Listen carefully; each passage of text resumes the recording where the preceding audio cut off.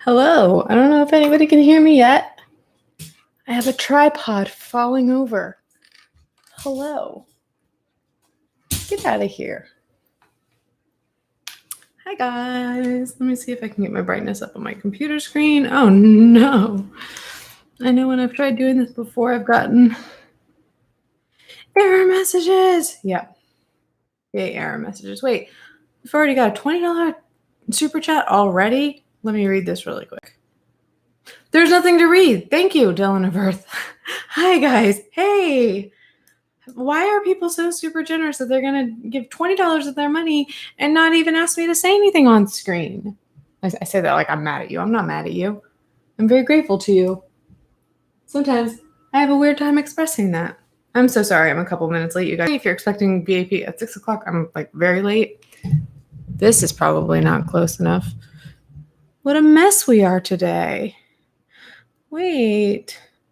I'm so sorry that Nora Patur, that you had an engagement break off yesterday. That's awful. I hope we can, we're all sending you our love, our thoughts, our comforts. The only thing that we can, anything that we can possibly send our way. Hashtag Watergang already. Sammy wants us to pee this podcast. And that's actually why I was running a little bit late, because I just took one of those movie sips of water where it's like, do you even drink anything? I did. Is my mic too far away? I feel like I need to pull you guys a little bit closer. A little bit louder now. A little bit softer now. It's been a day. I'm doing great. Ashley knows. Ashley knows. Ashley knows, and my patrons know. Let me move this a little bit closer and see how we're doing. And it sounds like I need to put my phone on silent because Jake and Tim are texting each other in a group chat with me. Hello. You know what's super annoying too is that, oh my God, I'm such a mess. I know what it is. It's that my laptop is unplugged. And so that's why my brightness on my computer is like not satisfactory. Please, guys, help me. I just need to call the whole thing off. Bye says, say that you are a beautiful human being and you are loved. That's really hard for me to say right now. Thank you for telling me to say that. I am a beautiful person. I am loved. And I am a beautiful and loved person who really wants to get up and plug in this laptop, because you see how, oh my God, I'm so old. It's so embarrassing. But I can't see. I can't see the screen because it's too dark. Let me find this charger really quick. I don't even know where I plugged it in. Thanks, Mom, for visiting this weekend.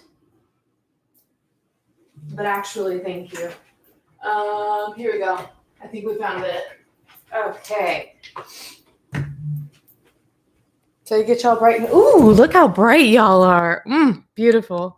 Nayli, you're going to make me cry. People are like, why is she so prone to cry right now? Join my Patreon to find out.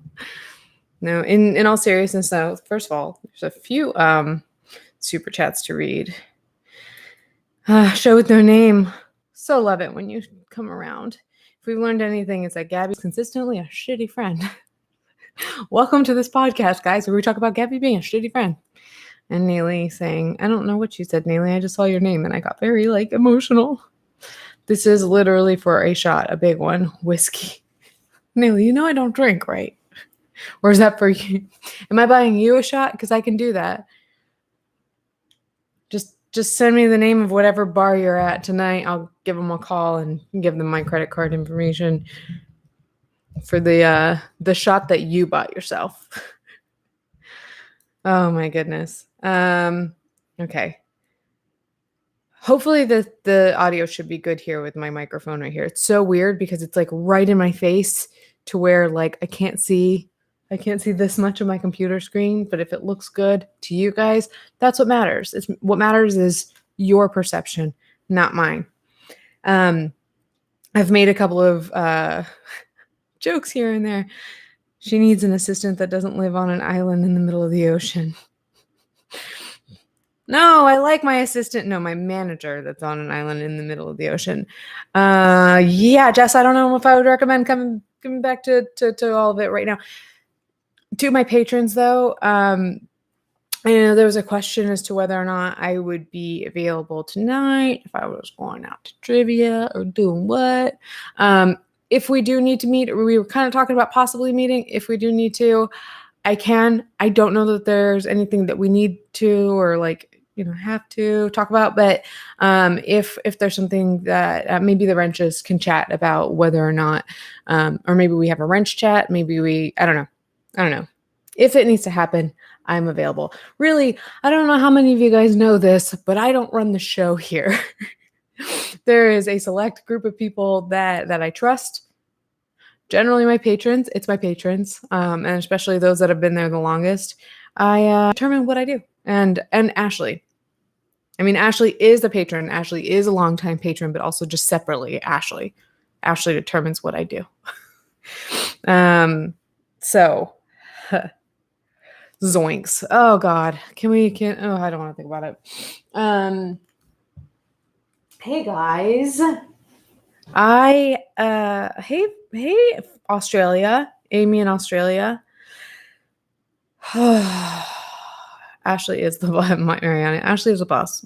Ashley is the boss. The fun thing about my Patreon, though, is that there are different bosses for different spaces.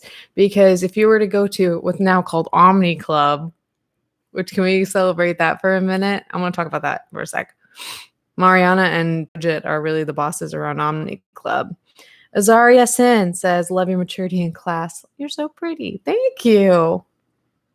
You guys, the compliments might just make me cry today, so be careful. Or if you're not going to be careful, at least I warned you.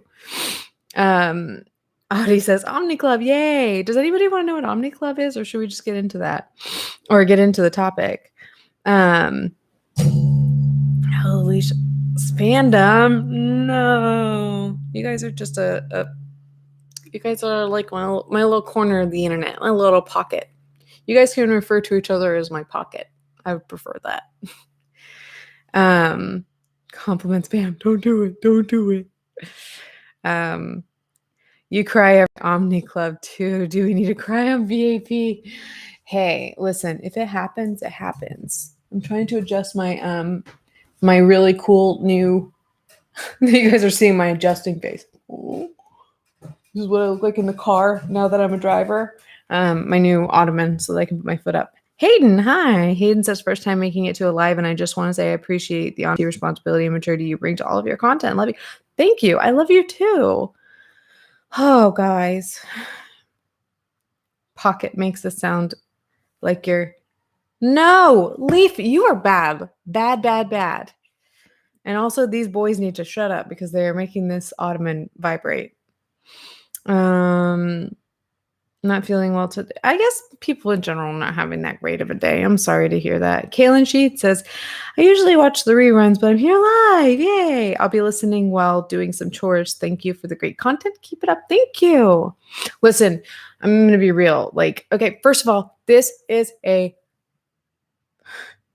public live event. Done conversation style. It is basically a podcast. I don't wear a pair of headphones, but because it's a conversation, it's really a conversation between me and my audience. You also can call it, by the way, Leaf, you can call yourselves my audience / my pocket. And it is very much a conversation in that there are tangents and it is disjointed. And if that's not what you're looking for, no worries, because I have regular main channel content coming for you soon. You can skip this. It ain't no thing. Really, I don't watch a lot of live streams unless I'm live with them. Am I too low in this frame? Did we have this conversation before? I have a lot of questions about framing. And I threw a question out to my patrons about doing more of the floating head style for my regular content, like that. But they said they prefer the farther shots that are less awkward with eye contact and more fashion. Oh, that's better. Hey, look at that. God, thanks, Alicia, for taking the first 10 minutes of your live stream to just fucking get adjusted. Thank you, Ashley. Thank you, Sajak. I love you guys. Not too low. Awesome. Just a little crooked. God, I hate me sometimes. I don't hate me. That's not a good thing to say. It's not a good thing to say, nor is it true in the slightest. Okay. Pocket posse represent. And not only that, but like you guys kind of live in my pocket too, for the most part, considering a lot of the stuff we do. We live in each other's pockets, right? Yay. I'm glad that a lot of people are like, I'm making it to one of these. It's funny because, yes, this one was one of those that started at 6:15/6:18. But it's the same time every week for some reason. Yes, Cassie, feel better. I'm not sure what you said, but you did text me earlier, so I feel better.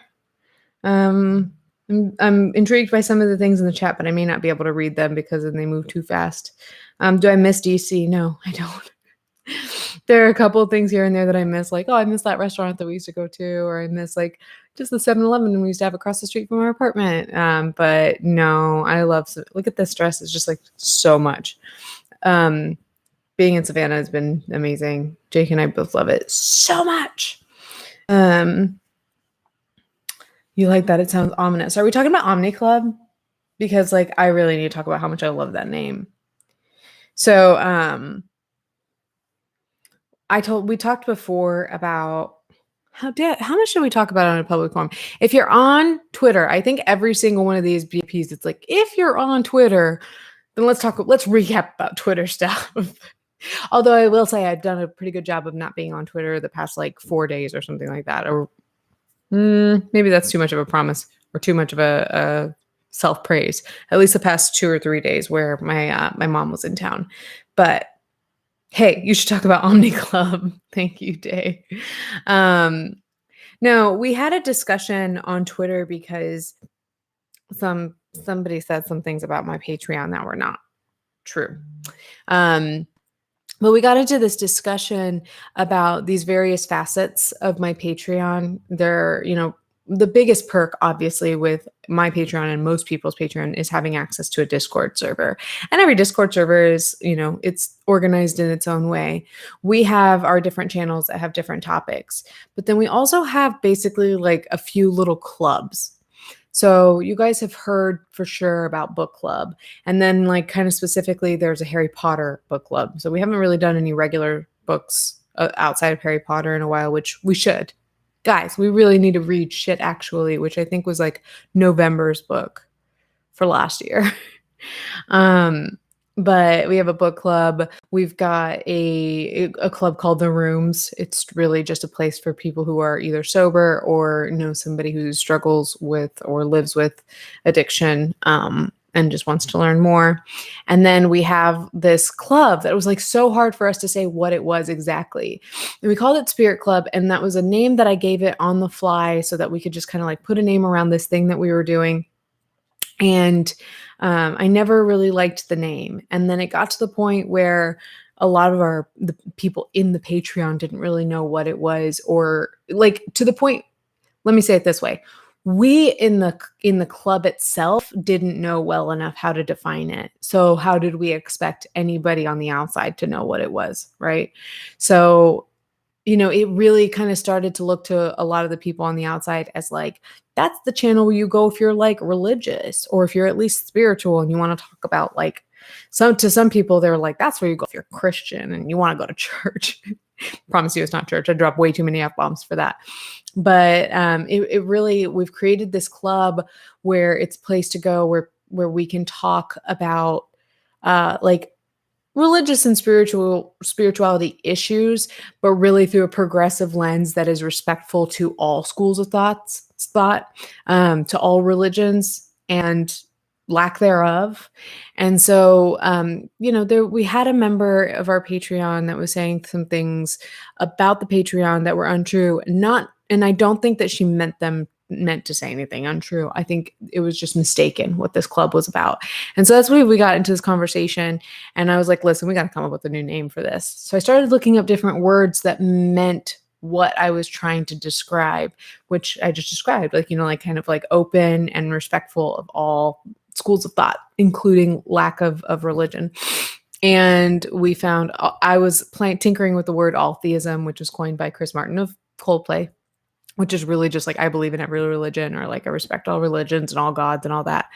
But then the other one I found was that there's such thing called an omnism, which is really kind of like in and itself, I think was kind of classified as a religion, but it's really, it is a belief system that is respectful of all religions and lack thereof. And I was like, that's it.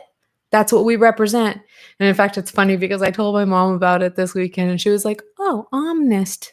I'm an omnist. And I was like, me too, Mom. I love that about us. And so we were calling like Omnism Club. And we put a little om. That's an om, if you weren't aware. We put a little om as our emoji, and then I was like, Omnism Club. I like that it's got a new name, but it's not rolling off the tongue right. And then somebody said Omni Hotel and Omni Club, and I was like, that's it. It's Omni Club. So now you know. That's what we have. We have Omni Club. Patreon.com/HelloLeash. I'm allowed to do that. This is my own live stream. Alistair says, hi, Alicia. This past week has been hell. I had to put my dog to sleep. Oh, his legs were hurting him. I'm so sorry. I know your dog was having a tough time and you were struggling with him. I'm really so sorry. I'm so sorry, God. I'm so dreading the day that I have to deal with the pain that you're going through. I hope that there's some comfort in knowing that he's not in pain anymore. Jessica, you sound like a lot of the people in Omni Club. I didn't bring my nasal spray, and it is not a good look to spray my nasal spray on camera. Also, this dress is like super cute off camera when I'm standing in front of a mirror. Right now, it just looks like a box. It looks like, no, fuck that. It looks like a basket because here are your handles right here. We're here to talk about Gabbie Hanna and Jessi Smiles. Rather, Jessi Smiles and Gabbie Hanna. So let me explain to you guys what's going on here. Last week, we talked about something Gabbie related, right? Maybe everything that was going on with the docuseries, yeah, up to that point. And there was just so much, and I was like, what I was going to do was hopefully find some time to film a video in which I sit down and I talk about the same topics that we've already covered in BAP. And I was like, I was grappling with this. I was like, is it right to make a video, a main channel content video, whatever, a dedicated video to talk about the things that we've already discussed on BAP, or is that redundant? Like, is my audience going to like that, or appreciate that, or begrudge me for that? But then I started thinking, like, these are things that I want to sit down and make a dedicated video about. And so, like, it might be good that, like, we have this chatter around it, which we're already having. We're already having these conversations, mostly on Twitter, but also in comments and Discord and just other spaces on the internet. We're already having these conversations. So, BAP is a chance for us to, like, spitball these things. And then, my dedicated videos are just me with my thoughts, so that I can sit down and really just kind of like give you guys my analytical breakdown and walk you through how my brain works. That's really what it is. So, Sajak, yeah. I'm about to have a coughing fit for what that's worth. Bree, why am I approving your message? Somebody needs to give that girl a wrench. What's that all about? Right? I'm about to do that. Multitasking. I don't know if you wanted that, Bree, but you just got a wrench, I think. Unless I accidentally gave it to somebody else. So yeah. Hey, Bree, will you say something to see if you did get your wrench? Somebody had given it to someone else. Let's see. Edwin First with Nicholas A. Diorio. That is a name that makes me really nervous to say hello back to you. Yes. Hi, Bree. Look at that beautiful wrench on you. That looks good. Blue looks good on you. Lainey says, hearts to anyone having a bad day. #water gang. Ugh. Lainey, we love you. That's all of us. That's all of us. If you are having a bad day, you take 2 swigs of water.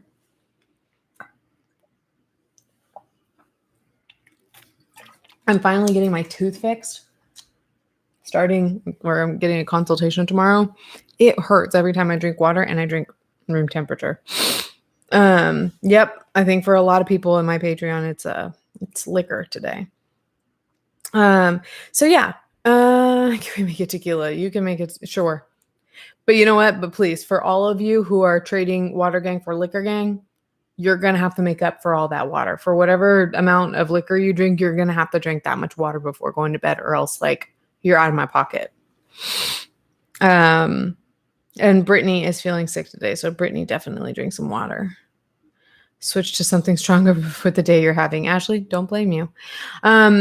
So what I was saying was that, we talked last week about those things. And then, of course, as I'm trying to brainstorm my next video and how I'm going to break down these topics, of course, more stuff popped up between Gabbie and Jessi, which really takes precedence over all these other Gabbie-related issues. It just does, especially Jessi being somebody that I know, and also having been personally involved in some of these things that they're talking about. So I'm thinking, because I always tell you guys here what I'm planning my next video to be. You haven't gotten a video in the past few days. Nobody has griped at me for that. You should have been griping at me for that.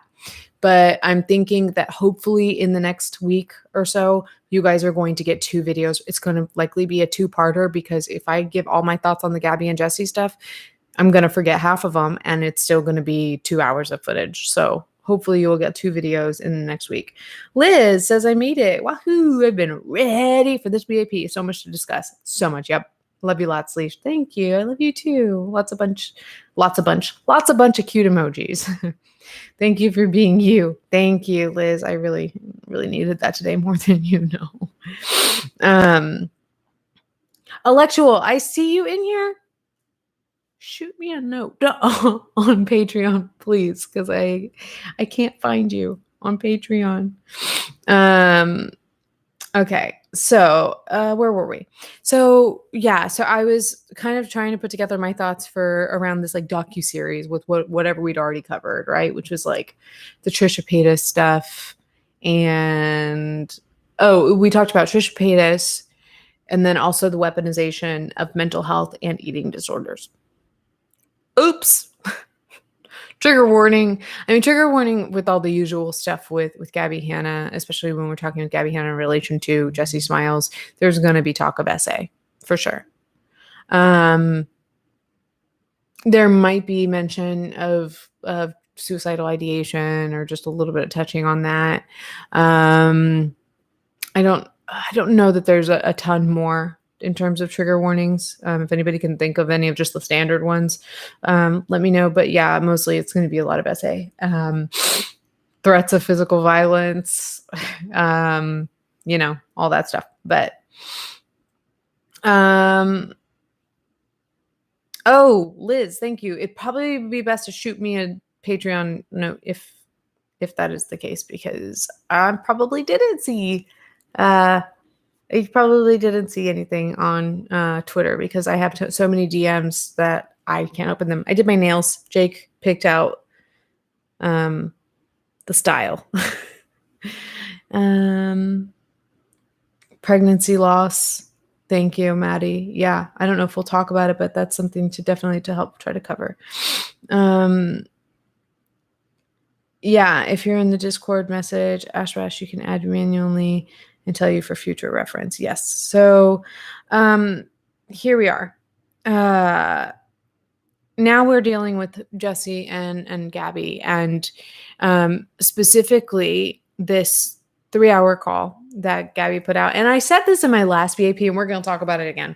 How many freaking parts are there going to be to this 13-part series? Gabbie, come on. I know that one of your minions is watching. How many parts are going to be part of this 13-part series? Because we've already had 1, 2, 3, 4 parts dedicated to Trisha already. We've had 2 parts dedicated to Jessi, because I'm counting the 3-hour phone call.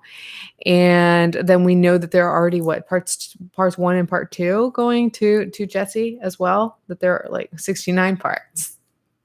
I saw a TikTok where somebody said something like, you were driving 68 in a 55. And he was like, can you change that number just a little bit to make me a little bit cooler? And so the report said, driving 420 in a 55. That cracked me up. So yes, 420 parts, Melissa. Yeah, so she's re-editing the Jessi parts. Of course she is.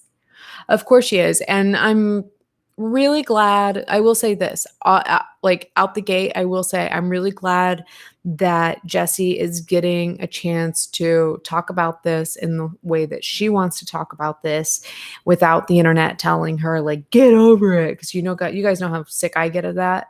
Hi, Leash. Love you. Love you too. Hashtag Watergang. Marissa says 420 parts dead ass, dude. Like for real, yo, dead ass. I got into the habit of saying dead ass too from my time watching the Vlog Squad, and I'm trying to deprogram. These 13 part ones are really prequels. It's just a mess. That's what it is. That's a Tumblr joke. Okay. Well, I'm just not cool enough to know. But so what was I saying? So this whole thing, yeah, I'm glad that Jessi's getting a chance to tell her story and I'm glad she just really sat down for a good almost hour and a half just to talk it out. And it's interesting because I was watching it next to Jake. He didn't hear what I was listening to. I had my headphones in, but I was saying just kind of like how it's kind of easy sometimes when you're watching just Gabbie to hear what Gabbie's saying and to be like, oh, okay, yeah, I guess what you're saying makes sense. Yeah, true.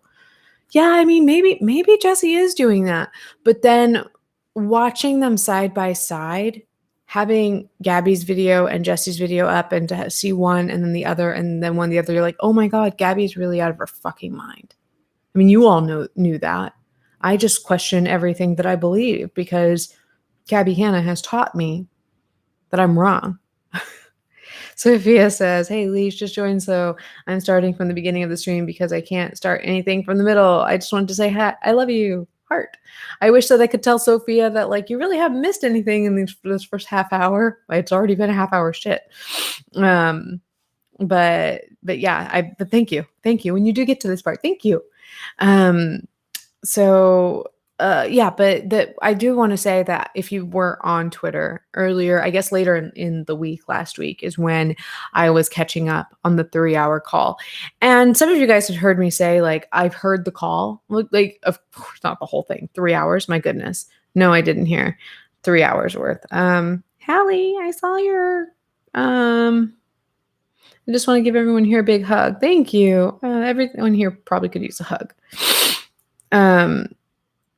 So I was finishing the 3-hour call and I'd heard parts of it, of course, particularly the parts that Jessi put out in the videos. I'd heard that stuff a year ago after the phone call happened. And if you think about it, just for some timeline purposes, that phone call happened on the 22nd.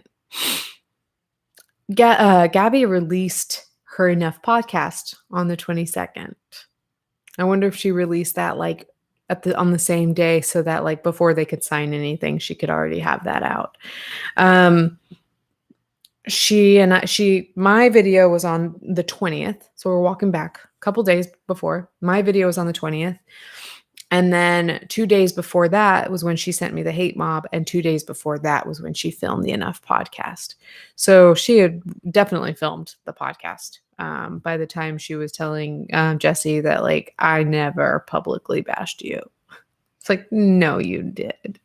In fact, you put it up the same day as that phone call. Maybe you put it up right after the phone call, but it was definitely like, like, just what an asshole.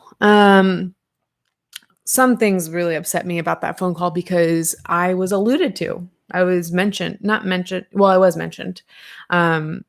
And one of the things that really irritated me, and I want to talk about this just being something that I've noticed is a pattern with Gabbie. I know I've noticed other people have pointed it out too, and I have found different ways to say it, but I don't know if I found like the way that I want to say it. But it's the way that I don't know if anybody else listened to the whole phone call, or at least towards the end, right about the like 2.5 hour point, or like 2 hours and 47 minutes, something like that. Jessi makes a reference to my video. And she says something like, I don't want this with you. I don't want like what you said to that other person, like when you were like, I want war. And in that part, Gabbie is like, it's so funny that you're talking to Leash. I never said that I want war. And then she says something like, I said something like, okay, I guess we have to have this war, or something like that. It's so hilarious. And then I thought it was funny that Jessi was like, I saw her video and I saw the screenshots, so don't get too excited about us talking shit about you. Because you know that Gabbie loves that shit. She loves it, but at the same time, she hates it. She hates it. She says it's hilarious and it's so funny that Jessi and I are friends now. And I'm not even going to tell the public how many of the people from Gabbie's past are my friends now, or that are friendly with me now. But where was I going with that thought? You tell me. I'll wait. But no, it was frustrating because you look at the screenshot, and I provided this on Twitter, and any of you guys who have followed this story, you know that Gabbie declared war on me. The way she said it, and probably some of these things you're going to hear in the upcoming video. That's what I was saying, is that I'm probably going to cover these topics just more in a synthesized way in a video. But I brought up the screenshot again of what she actually said to me. And she said, some people were like, you were being so calm with her. And it was like, yeah, I was just like, yeah, I said something like, yeah, I was bothered by something you said, blah, blah, blah, or I'm very confused by this. Can you please clarify this? And then out of nowhere, she goes, okay, let's have this war.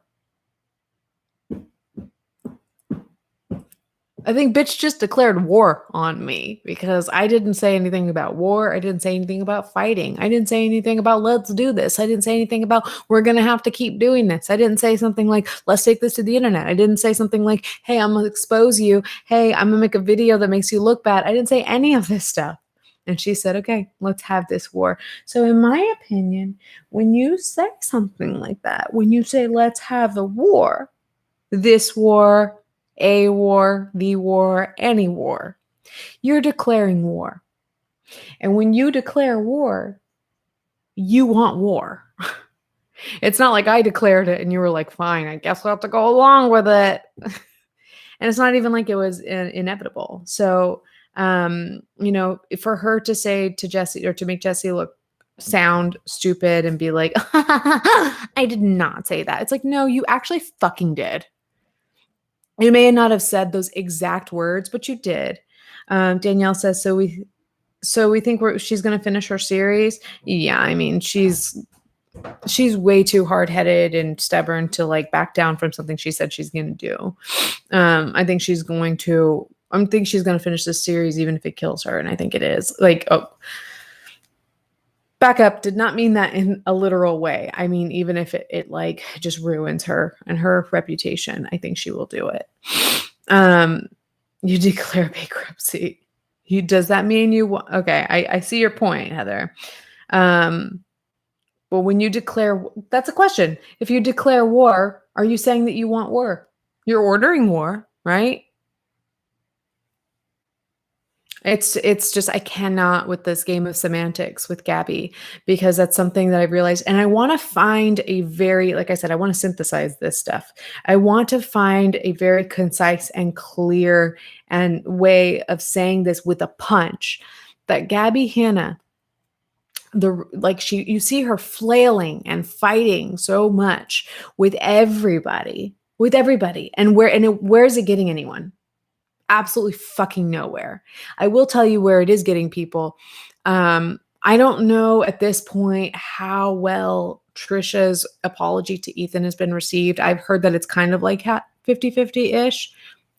Correct me if I'm wrong. I've not been plugged in enough. That's not me trying to be overly supportive of Trisha Paytas, but I noticed that I think the like to dislike ratio on that was decent, and that Ethan continued to make jokes about the 5% stuff, and that did make a remark about how like he shouldn't have to watch so many mid-roll ads in order to receive an apology. Fair point. But also it kind of sounded like he was saying like, this might take some time, but he doesn't intend to kind of like have an ongoing beef with Trisha, who's his family, and it's only going to become closer family. So if we take a look at that, then we can say that something good is coming out of this, because Trisha specifically said that they don't want to be compared, or they don't want to be like somebody else who is spreading hate around the internet. And so I did see that as Trisha taking a moment to be like, all this shit is going down with Gabbie, and it's horrible. It's making me feel awful. What can I do to make a positive out of this? That's what I took from that. I don't know about you. But I took from that Trisha saying like, I don't want to, whatever Gabbie's doing right now, I do not want to be that. So let me go and be willing to be the person to make an apology. So aside from the mid-roll ads and the fact that Trisha didn't reach out to Ethan privately, which I know those are like big deal things to a lot of people, but I mean, it definitely wasn't a bad move, and definitely did more good for the world than bad, I think. Kat says, Kat from Mexico, I think that Gabbie Hanna seems just to remember the emotions she had in a situation, but not the context of the situation, only thinking of herself. That's an interesting take. It's interesting because Gabbie Hanna is one of those people that like so remembers details, but like so does not. She will remember details as they fit and suit her. That's another thing that I want to bring up in my videos is how much she started talking about how she's forgotten this and that. How she says, with Trisha, there's like, Trisha claims that this didn't happen and this didn't happen and this didn't happen. And here's proof. Also, I said this thing and that didn't happen. I was mistaken. Also, I said this thing. I was mistaken. I was wrong there. But Trisha's gaslighting me by saying that these things didn't happen. It's like, well, wait a second. If Trisha misremembers, they're gaslighting you.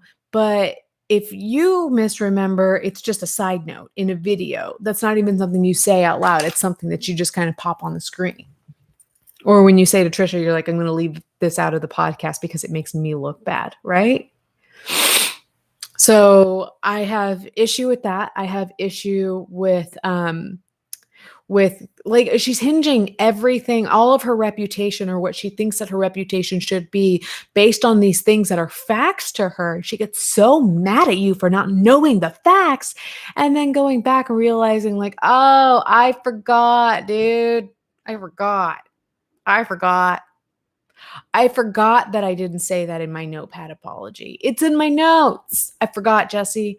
This is new. This isn't news to you. This isn't news to you. Those things being such a big deal to her when they just conveniently continue to be things that she forgot didn't happen. And that's not fair.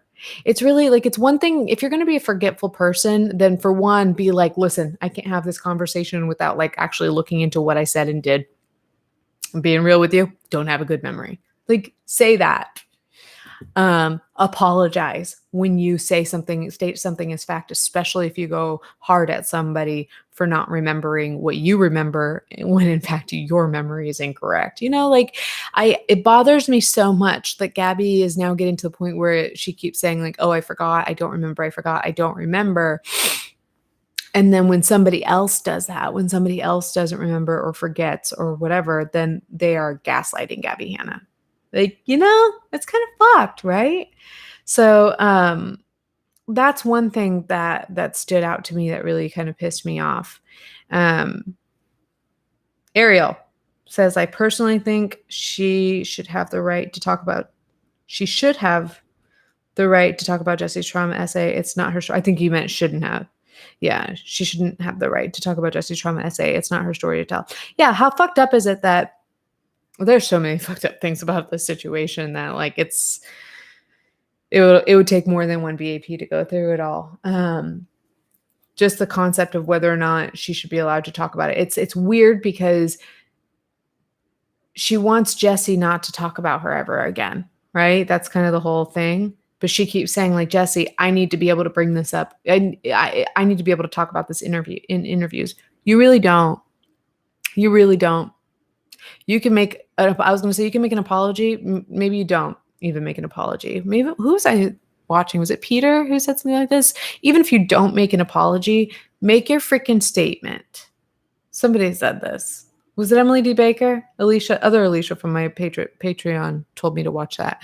But it's like, even if you don't make an apology, make your statement.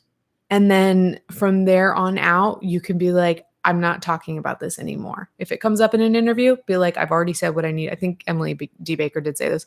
But like, what I've already said about this, what I've needed to say. And you be done with it. You really don't need to talk about it in interviews, which tells me, that goes to tell you who really wants to keep this going, who really wants to continue talking about these things. Jean, I keep calling you Jean, but then you signed up for my Patreon and it looks like Jean Donnell. Is that correct? I'm so sorry if I've been mispronouncing your name. If it's Jean Donnell, please help me and tell me if I'm right. Thank you for the donation. You say Gabbie Hanna said that Jessi forgave her in 2014, but says that she's never been an apologist. So then what was she forgiven for? Yeah, I want to take out my notes. There is one note that I wrote down that I was just like, ooh, I don't want to forget this one. There's a lot of things. I see Jake and Tim are talking about Panama City. Jake doesn't know Panama City. Yeah, just like you were saying, like, what did she apologize for if she's not an apologist? There was something very similar that I thought of. Patricia says, is it really that she doesn't remember because she's popping up screenshots that disprove what she's saying? Yeah, I don't know, honestly. I don't think all of it is. Do you think you'll get an episode? Oh, no, I don't think so. I don't think so. No, I think that it would be embarrassing to Gabbie to acknowledge that she knows who I am again, even though she had to bleep out my name in that call. She doesn't remember the call. She didn't listen to it back. No, I don't necessarily think she forgets. Here's the thing. I think that she's got a good enough memory. Meow, meow, meow, says, hi. Is she still claiming that she doesn't watch negative videos about her? If true, that proves her series is incredibly poorly researched. I think both of those things are true, or both of the points that you're making are true. I think she does watch the videos, and I do think that it is poorly researched. You know why? This is going in my video, because the people who are putting together Gabbie Hanna's series are like the screenshots and stuff that she needs are her forensic analysts. I heard that she used the term forensic analyst in her videos, and I love when Gabbie Hanna says forensic analyst. It makes me so happy, because you know who her forensic analysts are? They're her patrons, and I have proof. And if you guys want, I will dig up that proof for my video. Nick says, the fact that Gabbie calls Jessi her abuser is so disgusting to me. Does she seriously believe this? That is disgusting. And Emily D. Baker was the one who said something who's like, that's a really strong allegation to make. And even Jessi was just like, it's so disgusting that she refers to me as her abuser. And I was like, that is really fucking weird, because if you have somebody in your life, like, not that it's incorrect to say like, so-and-so is my abuser, but usually you say something like my abusive parent, my abusive partner, or something like that. Right. Or if you're in like my case, I refer to Gabbie Hanna as my bully. Maybe she hasn't bullied me directly since, well, I was going to say since last year, but she really has this year in subtweets. But with her fans, with her encouraging her fans to continue to harass me, I do consider Gabbie Hanna my bully. And it'd be one thing for her to refer to Jessi as such, but to keep saying my abuser is so like, you're such a fucking drama queen, dude, that it's not even cute. It's not even something we can like put into perspective. It is that you are abusing important terminology.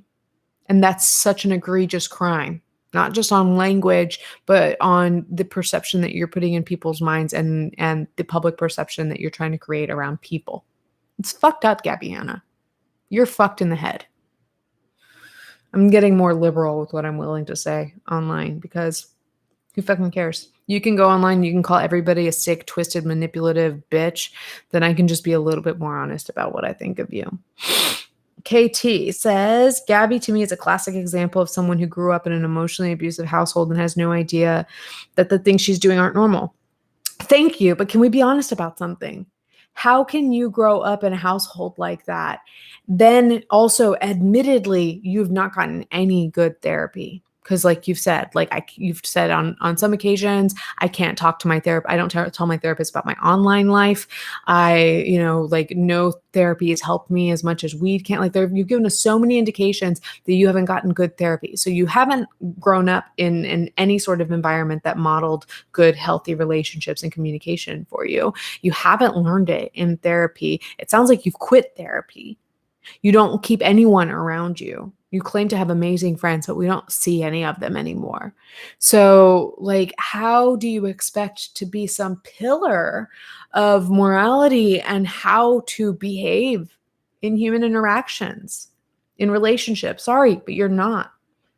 And I hate to be like, don't stand up and speak until you've gotten some good therapy, but don't stand up and speak till you've gotten some good therapy. At the very least, until you've apologized and learned how to recognize when you're wrong. You can't do it. Liz also says, Leash, do you think that that girl that stayed with you last summer that caused all this insanity will be mentioned? I don't think so. Oh, that's interesting that you brought her up because I was going to talk about her for a reason. I don't remember exactly why.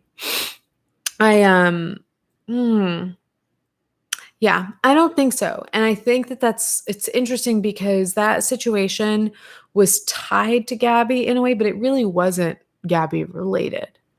It was something where I was told that this person was a Gabbie fan. I took this person in because they were so sweet to me and they expressed a need for support because they were being bullied so harshly. And then I took it. I did not have a fun time looking after this girl and talking to her and being anxious for her every single day. I do have a certain amount of love in my heart for this girl and I hope that she gets better. But it wasn't fun. It wasn't fun for the big six. These people who were there for her. And it's not to say we didn't love her, we didn't appreciate her, but it was just a lot of emotional work for us. And then for her to come visit me and be like, I want to make a video about my experience with Gabbie's fandom, I said, okay, let's do it. We did it. And then the next day, I found out that everything was a lie. Everything. And so I took that video down. And then I uploaded a video where I explained that everything was a lie. A video in which I did not mention Gabbie's name. Or I'm sure I mentioned her name, but the thumbnail title, none of that mentioned Gabbie. And Gabbie fans made it out to be some big contrived thing that I did to get back at Gabbie. It's like, this thing is not a Gabbie related thing. It was tied to her in that I was lied to. I was lied to.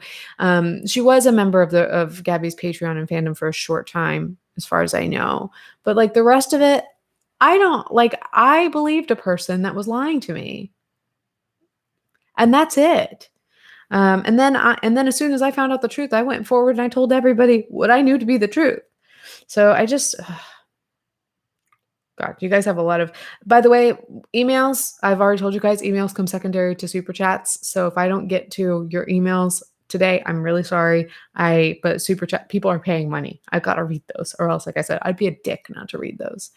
Jessa July says, thoughts on Peyton? Do you think he's left her and they are still really friends? I think they're probably keeping things civil. I think he's probably afraid of her.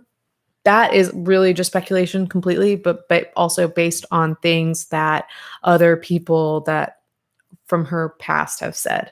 I think that he is probably a nice guy. I don't like him very much, so it's difficult for me to say, but I think that I think this is too much for him.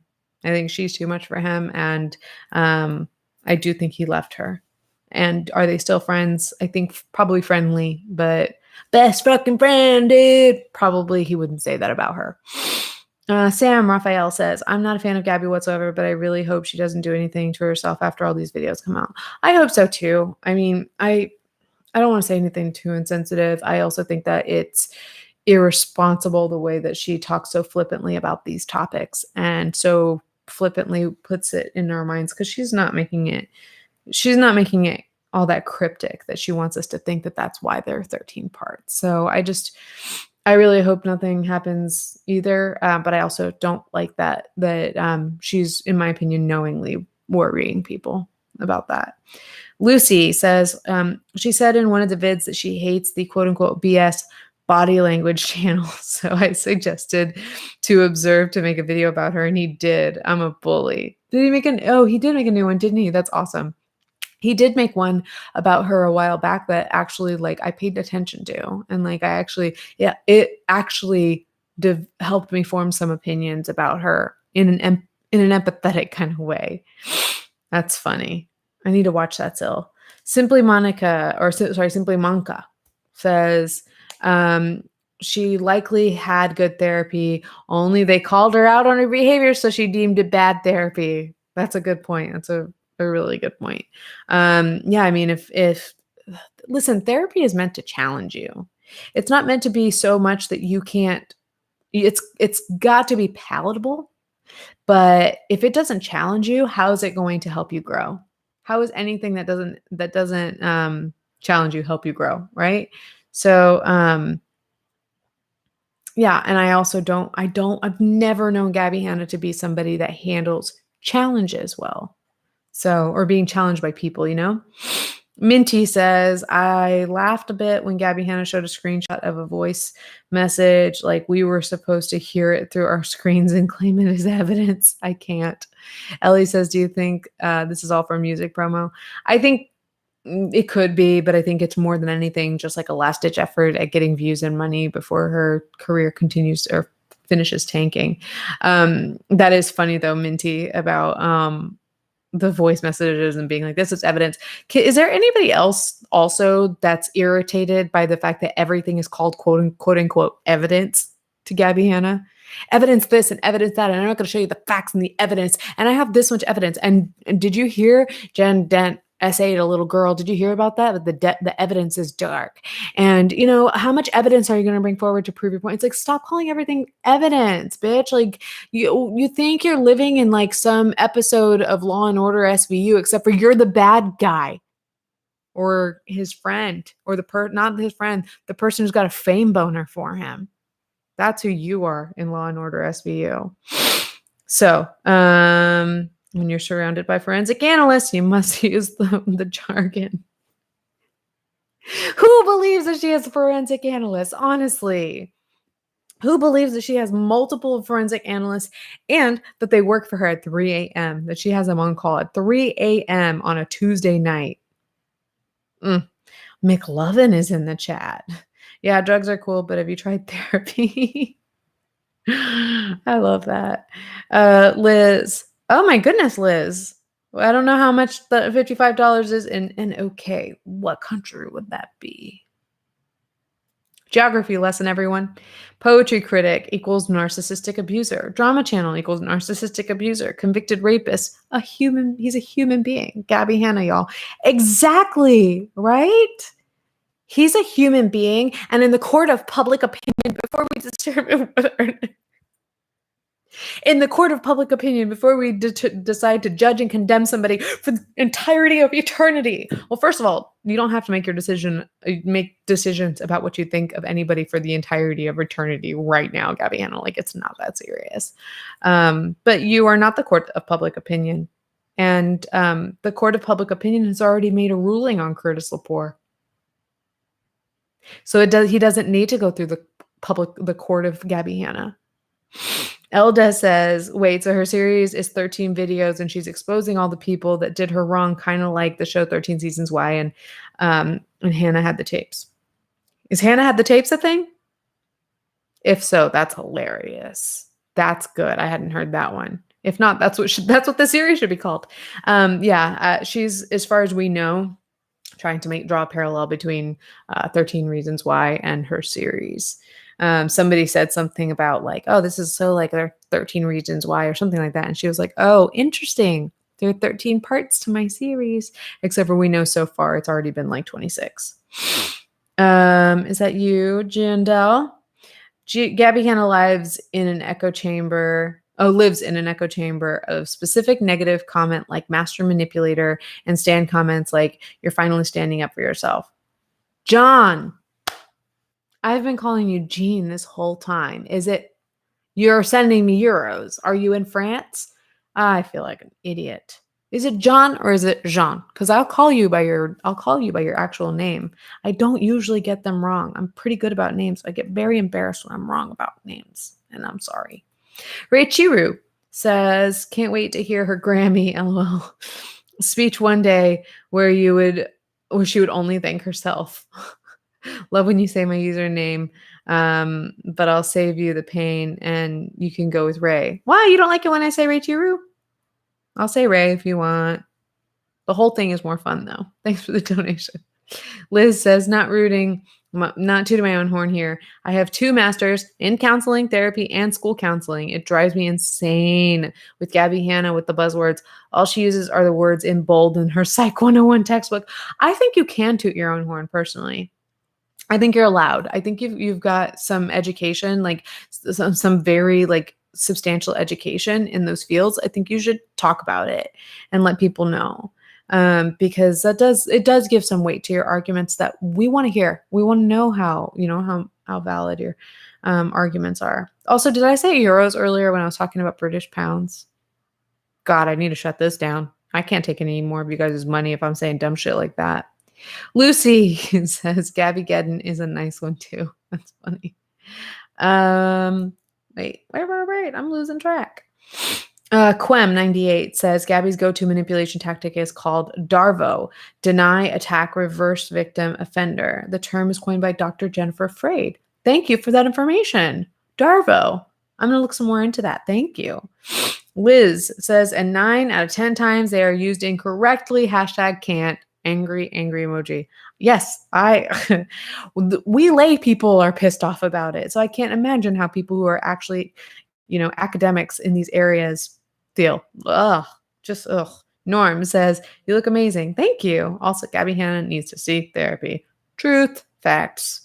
Rivi says 13 reasons why the novel author Jay Asher has also been accused of SA and banned from several writers groups and conferences because of it. Interesting. I didn't know that. It's a little after my time, so that's probably why I hadn't heard of it. But wow, that's crazy. Minty says, you know what? Since Gabbie is so well knowledged about forensic and stuff, she should be in Law and Order, like Logan Paul. Also, love you, Leish. Thank you. That's funny that you guys think of Logan Paul from being in that episode, because I have been friends with Toby Turner. I know that he's gotten into some trouble, and I don't think anybody's in the wrong for canceling him or whatever. And if Toby, I don't think you'll ever see this, but like, you had a reason to be canceled. Anyway, Toby was in that episode, and that it was just funny. I also saw, if you guys don't know what I'm talking about, there was an episode of Law and Order SVU that was about gamers and the gaming community. And they had some like YouTubers and Viners in there. So the Logan Paul was definitely in there, and Toby Turner and somebody else. I'm trying to think of who else was. I don't want to name any names if I don't know who it is. But Toby Turner played like the lead gamer guy at the convention that's like really presenting this he's like the MC of this thing. And then in this episode, like, this girl's getting beat up, and then she's in the bathroom, and one of the cops finds her, the detectives find her, and is like, what happened? And she's like, they leveled up. And the detectives were like, what does that mean? They leveled up. So if you've seen the H3 video mocking that episode, it's so funny, where Ethan keeps going, they leveled up. He gets beat up, and he's like, they leveled up. Vivi says she spent all these years crying, saying she's not an R-word apologist, and then Loki acts as his damn lawyer making a case for him in her latest video. Thank you, right? She cannot control herself when it comes to speaking in his favor, honestly. Let's see. I see there's a new mention of me, so I want to make sure that I'm grabbing that out of my Discord. All right, guys, I opened up the channel where I had a notification, and okay. No. Why does Discord do that? Where they're like, give a notification, nothing's highlighted. Okay, thanks, Discord. Did I say Timmy Turner? I don't think I said that. So will you dehydrate? You have a cat sitting on you? I had a cat sitting on me through an entire meeting today because I forgot it was Tuesday, and I was like, holy shit, Moses is in my lap. We're just going to go and take this call. Shiloh says, I swear I couldn't be more proud of Jessi. She carried herself well, and I just know her daughter is going to be a badass like her. Yeah. Yes. Jessi is, I will say this much. There are some people on the internet that take more shit than they are deserving of.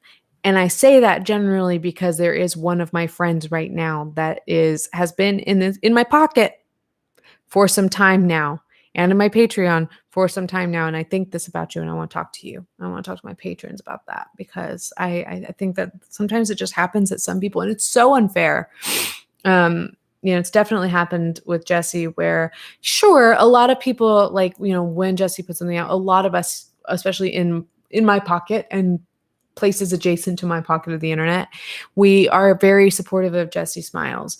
But if you look at some of the comments that she receives, or you look at Stan Twitter at all, you're like, holy shit, can this girl catch a fucking break?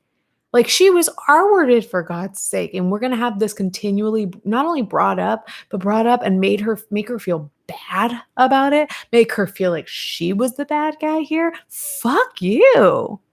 God, I have so much to say about this, and I only have like an hour left. Becca says she's trying to make take as many people down with her as she can. It's just backfiring on her. Also, just wanted to say love you, and you're incredibly inspiring. Thank you.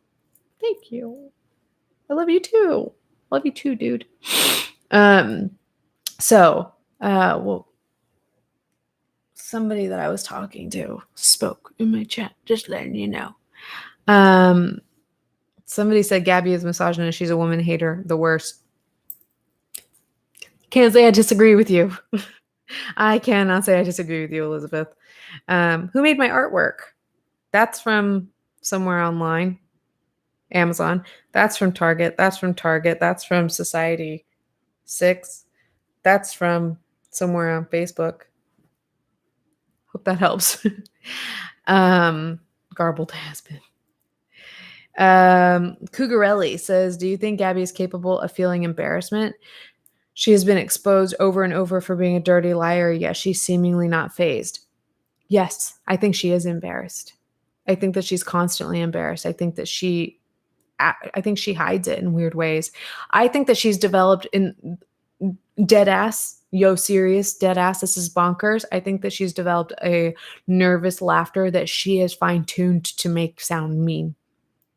So kind of as an example, like when Jessi said, I don't want you to like say you want war with me or whatever, just like you said to that person, being me, the way she laughed and she was like, that's so funny that you're talking to Hella. Like, no, you were called on something and it's not funny. You're embarrassed because you were cornered. Marissa says, I hate that people say Jessi needs to stop talking about her own damn trauma, right? Like, she can't talk about it as long as she damn pleases. And here's the thing. If you want Jessi to stop talking about her own damn trauma, you guys stop talking about it. And I'm so sick of Stan Twitter going back and forth being like, Jessi brought it up. See, here's the moment where Jessi brought it up. And Gabbie Hanna will find and this is what I was starting to say towards the beginning of all this, was that, well, one thing let me go back and make the point that I was going to make, and then I'll forget this point. That's fine.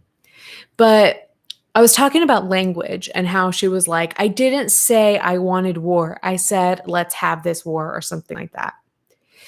Gabbie Hanna never talks about her true intentions, what she did to somebody, the hurt that she caused to somebody. She will get hung up on the exact wording.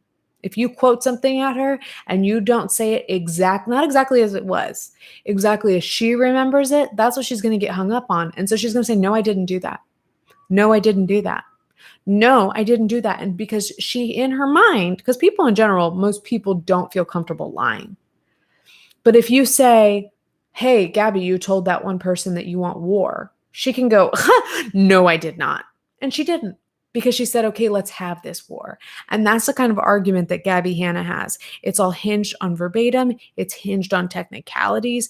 It's hinged on all of these things that are just like little tiny things that like technically she's being honest, but like in the grand scheme of things, she's really not. When you or else she lacks the capacity to understand the points that people are trying to make. And I doubt that. Let me continue this point in a minute. Alexis says, in your opinion, I lost you. When does it become inappropriate or unethical for people with degrees to give their opinions on someone's mental health like Gabbie Hanna? Slash Jen. I'm wondering if that means in general, like a question for the audience.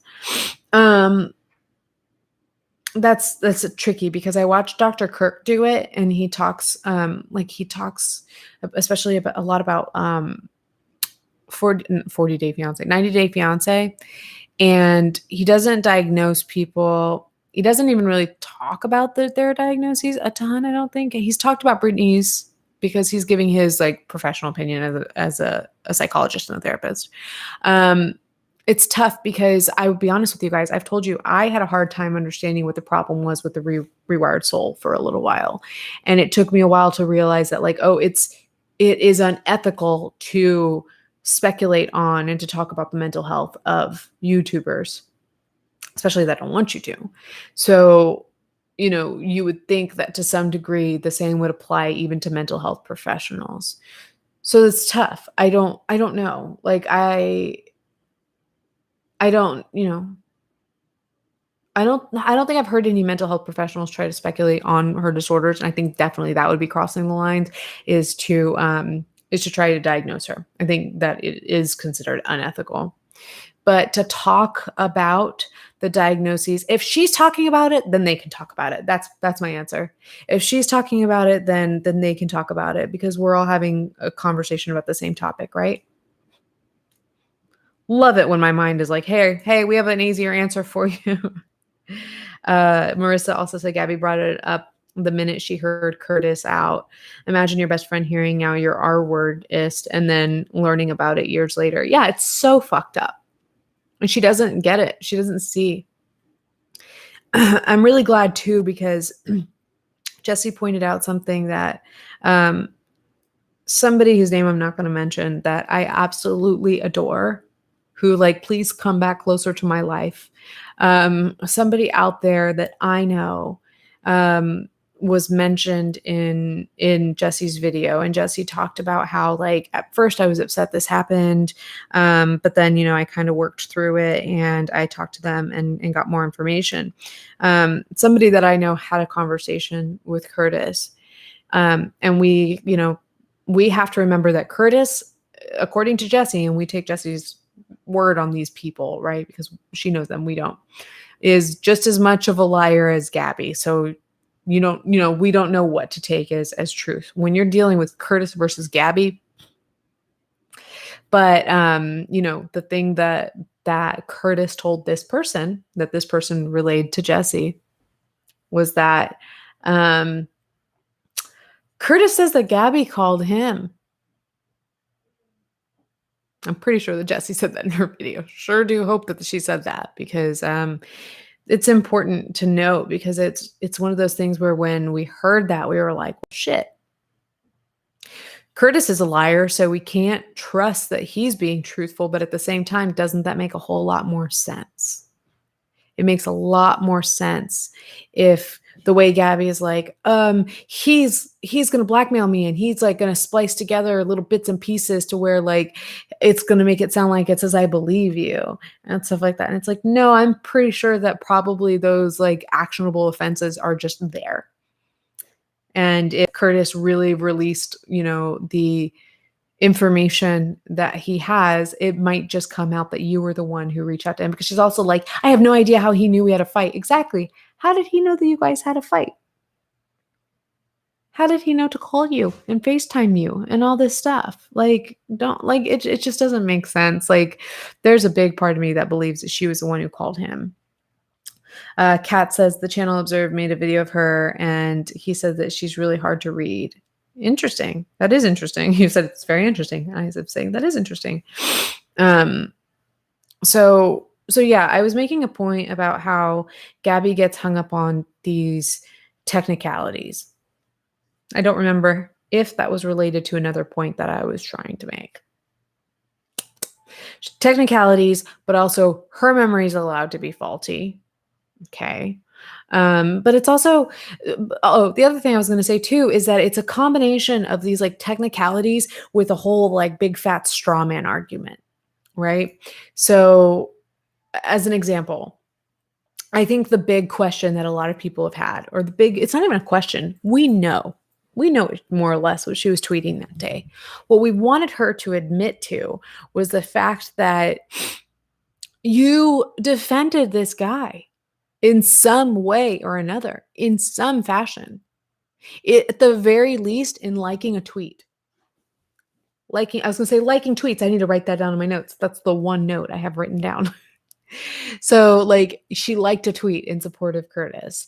She also admits that she tweeted something about thousands of girls lying about rape every day, which in and of itself, that she admitted to, that she made some sort of tweet about thousands of girls in her hometown lying and making false reports to the police department. Now the police department is overrun. That, if you look up the definition of, hey, I'm getting text messages from Rachel Oates. I wonder if it's smart to read them.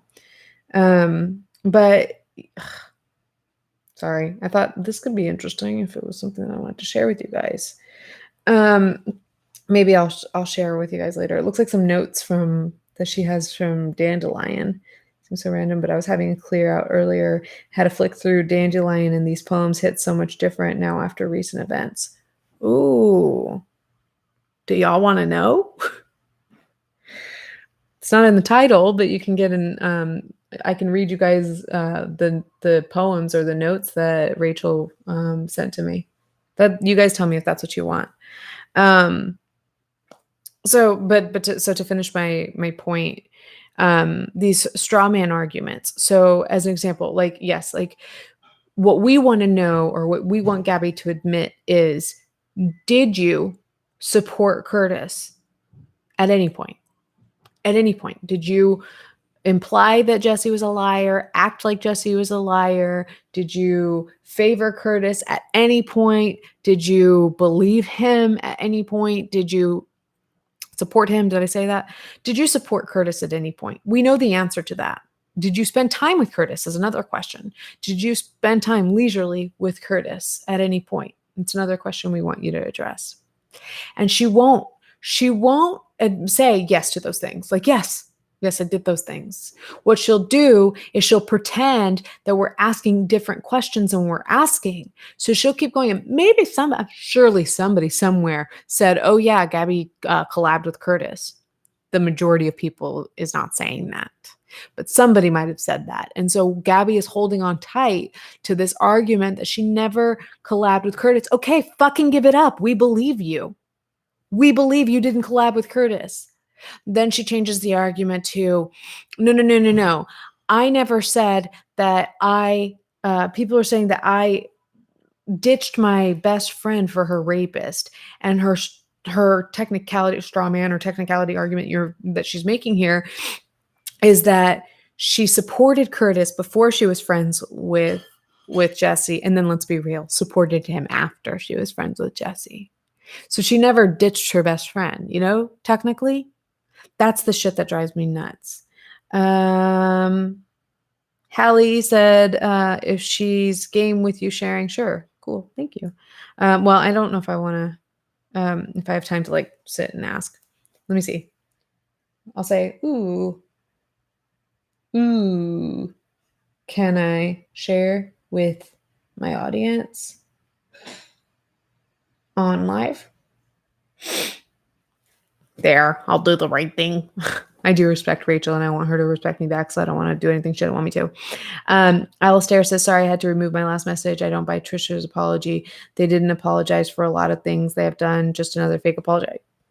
Just like I always say, Alistair, you are totally well within your rights to have that opinion. I know that you are not a fan of Trisha. And I think people who are not a fan of Trisha have every right and reason not to be. I think Trisha knows that. I think I say that every time.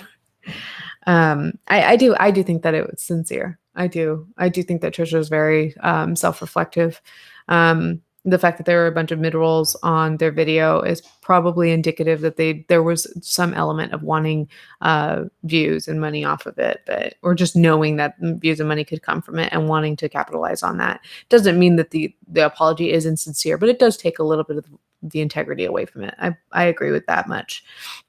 Jazz says, Gabbie herself is a victim of sexual assault, so I can't comprehend how she could defend / talk to any rapist, much less her best friend's rapist. Here's a random hot take. Because I think a lot of us, and maybe I can't speak for a lot of us. Maybe this is just a question I should throw out to the audience. Do a lot of us agree that Gabbie has way too much internalized misogyny? That she wants to be a good feminist, but she just can't because she so much just hates other women. That she so much loves these incel men. But Onision's Discord, which I wish I still had the quote. I was trying to remember what the quote was. It was like women united against women, women united against women to save men, or something like that. Gabbie Hanna gives off really strong Onision Discord vibes. So it makes me wonder, because a lot of us have experienced SA, and I know that myself, I don't know that I've respected myself enough to do what Jessi has done. Go to the hospital, go to the police, stand by your story. Refer to this person as somebody who is your R-wordist, and stand up against the people who support that. I have not done that much for myself, and I certainly do not have nearly as internalized misogyny as Gabbie does. So I don't know if does Gabbie understand really the weight of SA is really what I'm getting at. Of course, SA can happen to anyone, but just given our society, especially when we grew up in those who are 30 and older, we have been conditioned, and Gabbie was still growing up around this time, to believe that when those things happen, it's our fault. Especially if your SA happened prior to Me Too. So Me Too was what, 2015, 2016? Jessi talked about this. Her SA happened prior to Me Too. And so people were mean to her. They didn't believe her and called her a liar. And so I wonder, Gabbie, do you even realize that what happened to you was actually bad? Or are you bringing it up to say hey, it's happened to me too? I know that that's not the nicest or the most sensitive thing to say to Gabbie Hanna, and I apologize if that offended anyone, but I wonder. Ariel says, Gabbie comes off as desperate, pick me girl. Oh my God, she's pick me girl in the max. Ramen JD says, Jessi's tattoo is dandelion. That's why Gabbie Hanna named it. Oh my God, there are so many signs that she's that she's obsessed with Jessi. Yay! Okay, so Rachel said yes. So I'm gonna have to add that to my title here. So let's see. She said, okay, this is going to seem so random, but I was having a clear out earlier, and I had to flick through Dandelion, and these poems hit so much different now after recent events. So she sent me photos of 4 poems with her notes on them.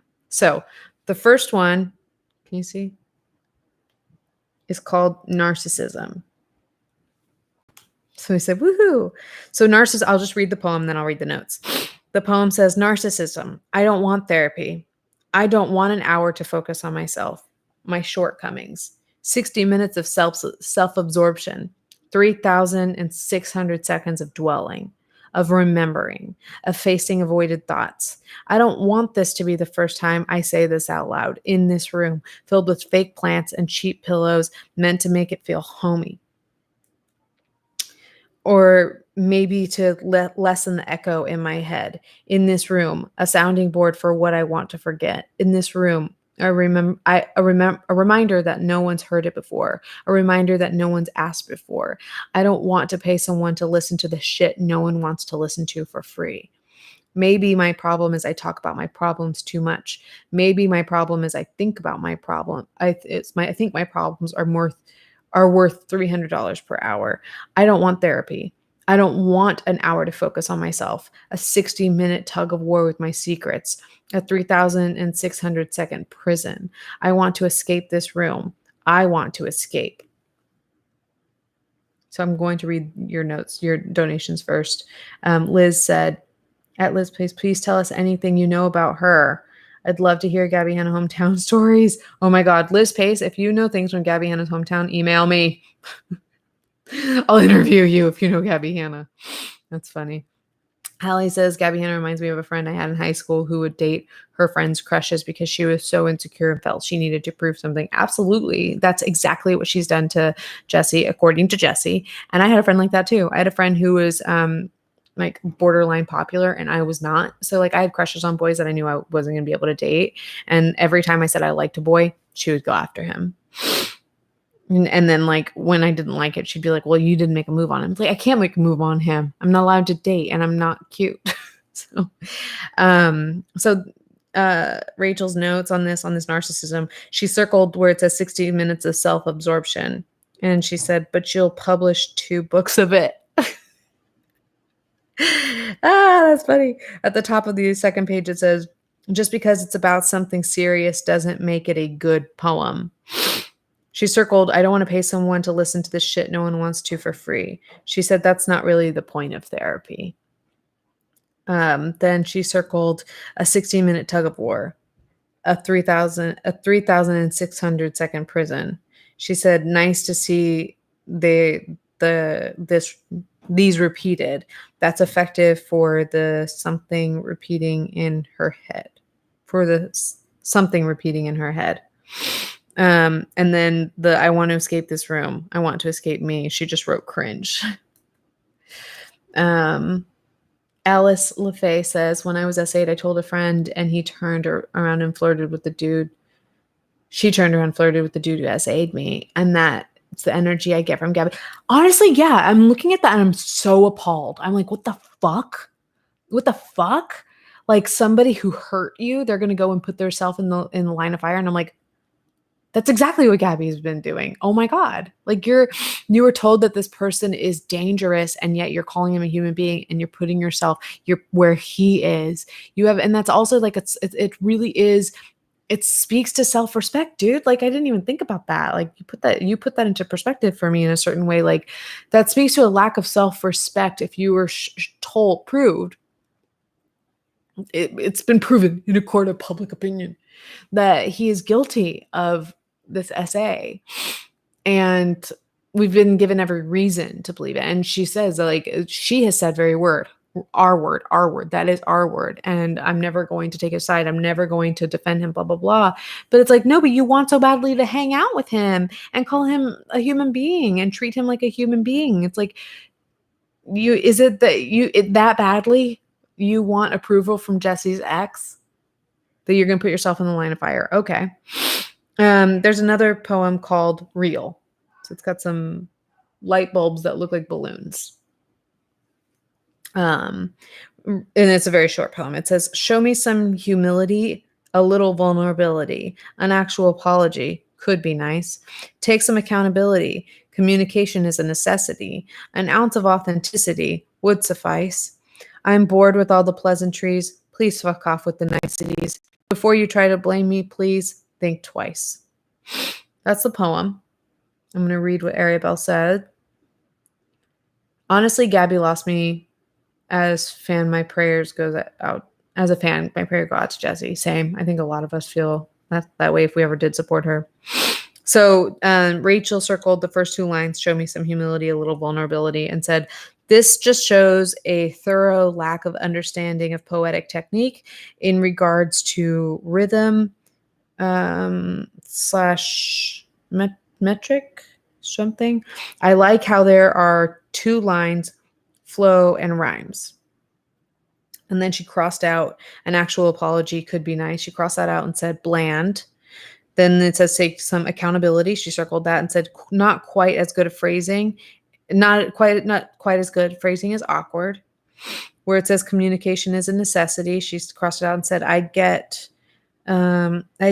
something of first an ounce of authentic. I'm confused. Make this the line, she said. So maybe she said, take this out.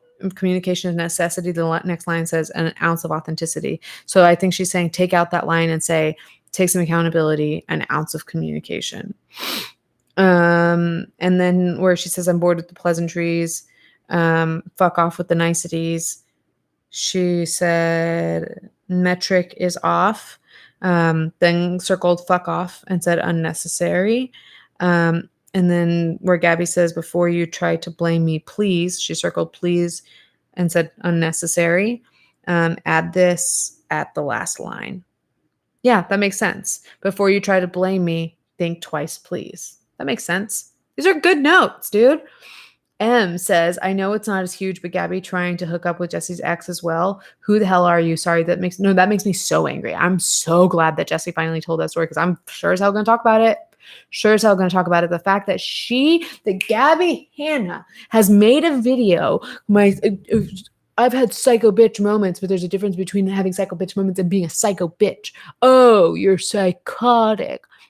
And proceeds to tell the story about how Jessi, or this friend, is so insecure that she couldn't handle her boyfriend being in the same room as Gabbie, just because they like pass a bottle to each other. I talked to Jessi about that, and she told me the same thing she told you guys. She was like, no, they were next to each other all night long and passing the bottle back and forth. Same thing in that story when she was saying like, you kind of mess with all my relationships. And Gabbie's like, what are you talking about? And she was like, when he was over and he'd be hugging me and stuff, he'd be like sprawled out on the floor, rolling around going, pay me attention, pay me attention. Like she wanted this guy's attention. And as soon as they broke up, then Gabbie's going to go to him and be like, hey, we should fuck. You just totally ruined your credibility with your story. And all that happened before she even told the story. And that she was trying to get that guy to do an exposed video with her. And that preceded the whole I'm going to punch you in the face thing. We're going to talk about that in my next video. Ray says, I wonder if the obsession comes from Jessi deciding to leave without any blowout being the cause, and rather it being based on who she is as a person. Yeah. I think that she's obsessed with people who do better than her. And then maybe when she does better than them, then she trash talks them. But like, I think she's done that to Trisha Paytas, and I think she's done that to Jessi. I think that I could make a whole video just talking about just showing signs of her obsession with these two people. Liz says, I stepped away for 2 minutes. Wait. What are you reading? Rachel's notes or something from Gabbie Hanna? Gabbie Hanna's poems and Rachel's notes on them. We've done 2 so far. D says, Gabbie Hanna couldn't just make this about herself for once. Like, why? Everyone would have loved to see self-reflection, and she loves to talk about herself. A waste. You're right. She's like so close, right? So close, yet so far. Let's see what the next poem is. This one's another pretty short one. It's called Blame, and it just shows a hand pointing. Can anybody hear Jake singing? Blame. We can point the finger at each other, searching for the cause. But it wasn't my fault, and it wasn't yours. It was both of ours. Cast every stone we've ever owned until they turned to dust. But it wasn't me, and it wasn't you. They belonged to both of us. So, I don't know if you can see, but Rachel has like drawn a line halfway through the poem and separated it into 2 sections. And she did write on the side, both unnecessary. She says the same thing in only slightly different ways. Yep. This one's a little bit longer. So yeah, point the finger, pull the trigger, by Poetry is Trash. I was thinking the same thing. I was thinking about that too. But I say point the trigger, pull the finger. This one is called Villain, and it says, am I living in a fabrication of pride and insecurity, a matrix that exists solely in my mind? Or maybe I've been so badly damaged that I have no perception of right and wrong. Do bad people know they're bad, or do they just have a skewed moral compass?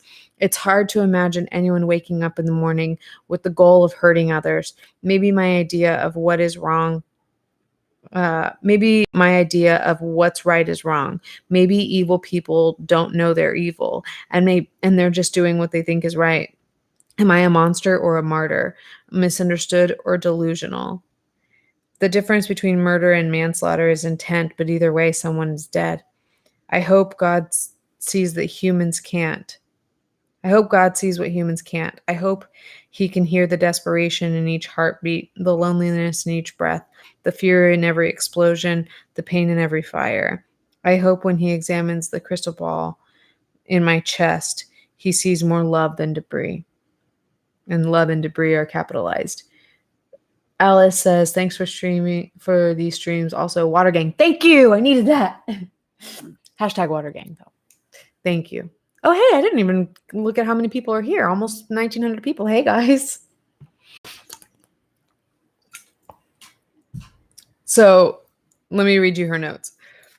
So at the very beginning, it starts, am I living in fabrication? She circles, am I? And then Rachel says, thought this was finally self-awareness until I saw this was a rhetorical question. Yeah. And then where it says, maybe I've been so badly damaged that I have no perception of right and wrong. She says, no excuse. Where Gabbie says, do bad people know they're bad, or do they just have a skewed moral compass? Rachel says, questions like this aren't poetic, just to first bring steps of philosophy, just first steps to, I think she's saying first beginning steps of philosophy or something like that. Then also where it says, am I a monster or a martyr? Misunderstood or delusional? And she said, both. Where it says, I hope God sees what humans can't.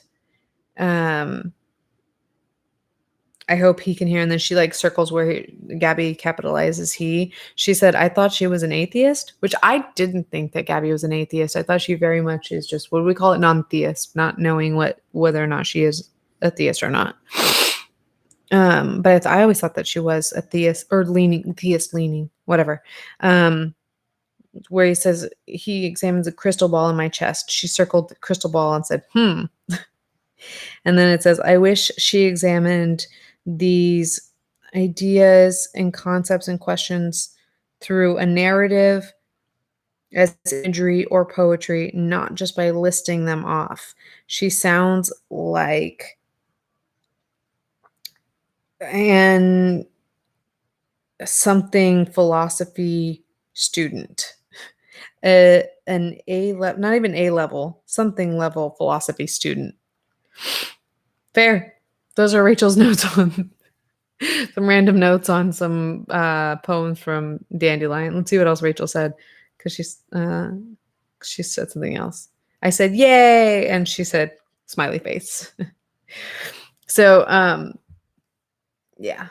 I was reading some messages from text messages from Rachel Oates that happened to be Gabbie's poems and some notes on them.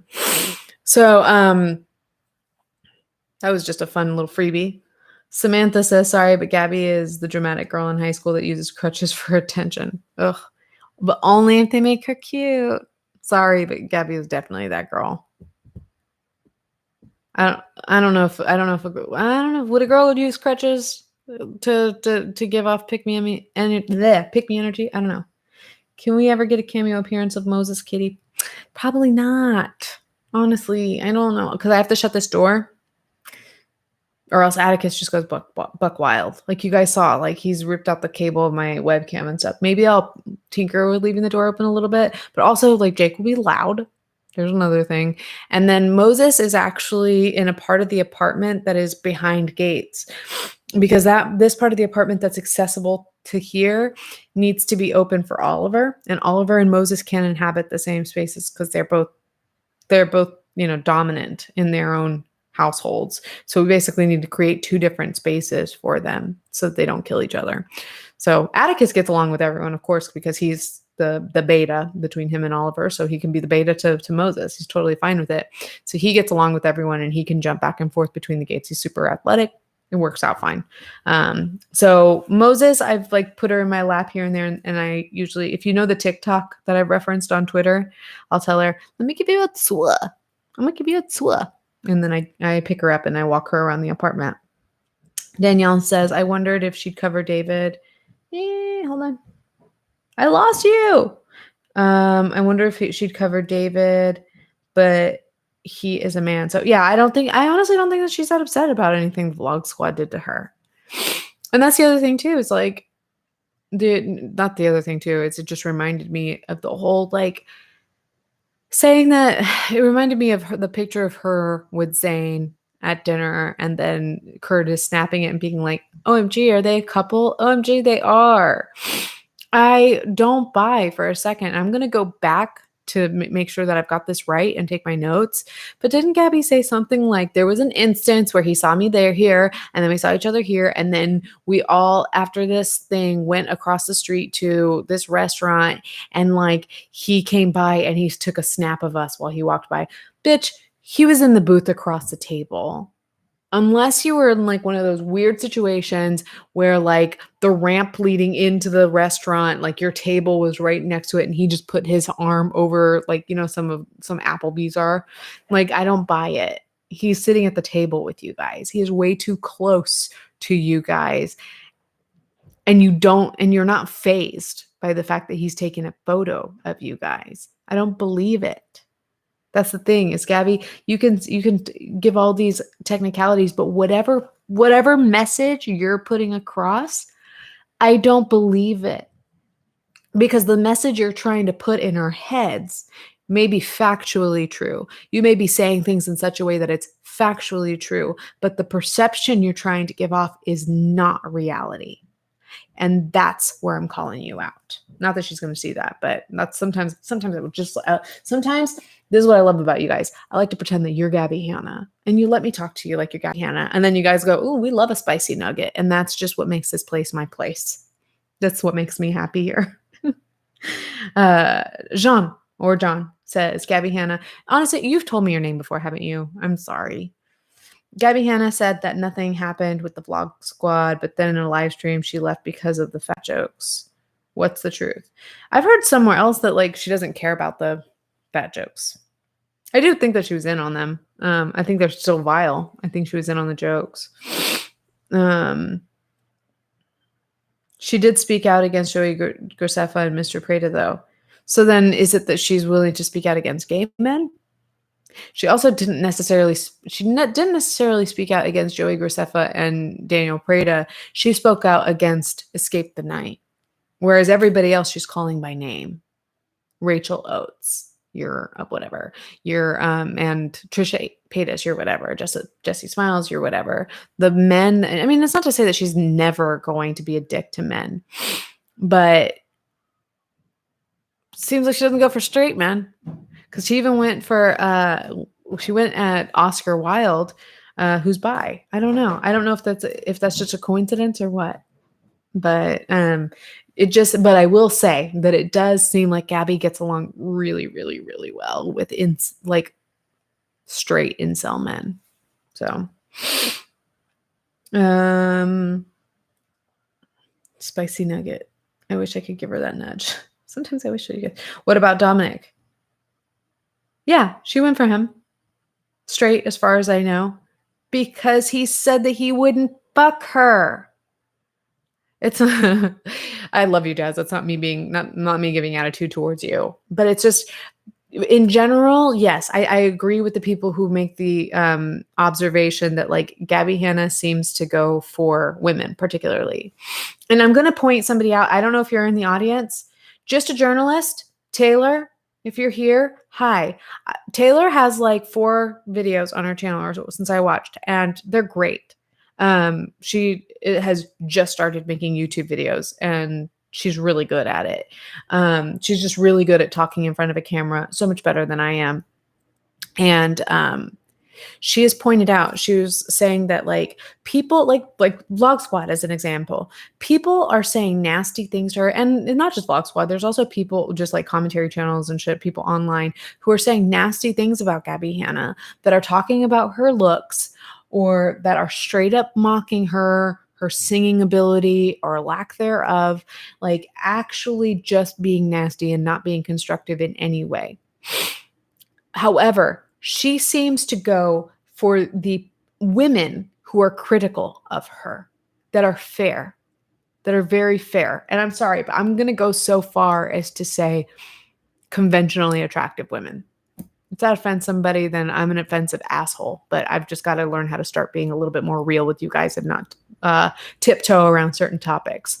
But conventionally attractive, smart women who give her fair criticism. I don't think conventionally attractive is what Taylor said, just so you know. But she did say these women who give her fair criticism. If you haven't checked her out, just a journalist. Her name is Taylor. She's so super sweet, so super nice. Like the fact that I even said, like, watch this video. She's really good. She was like, I don't deserve this. So watch her videos. They're good. She deserves your attention.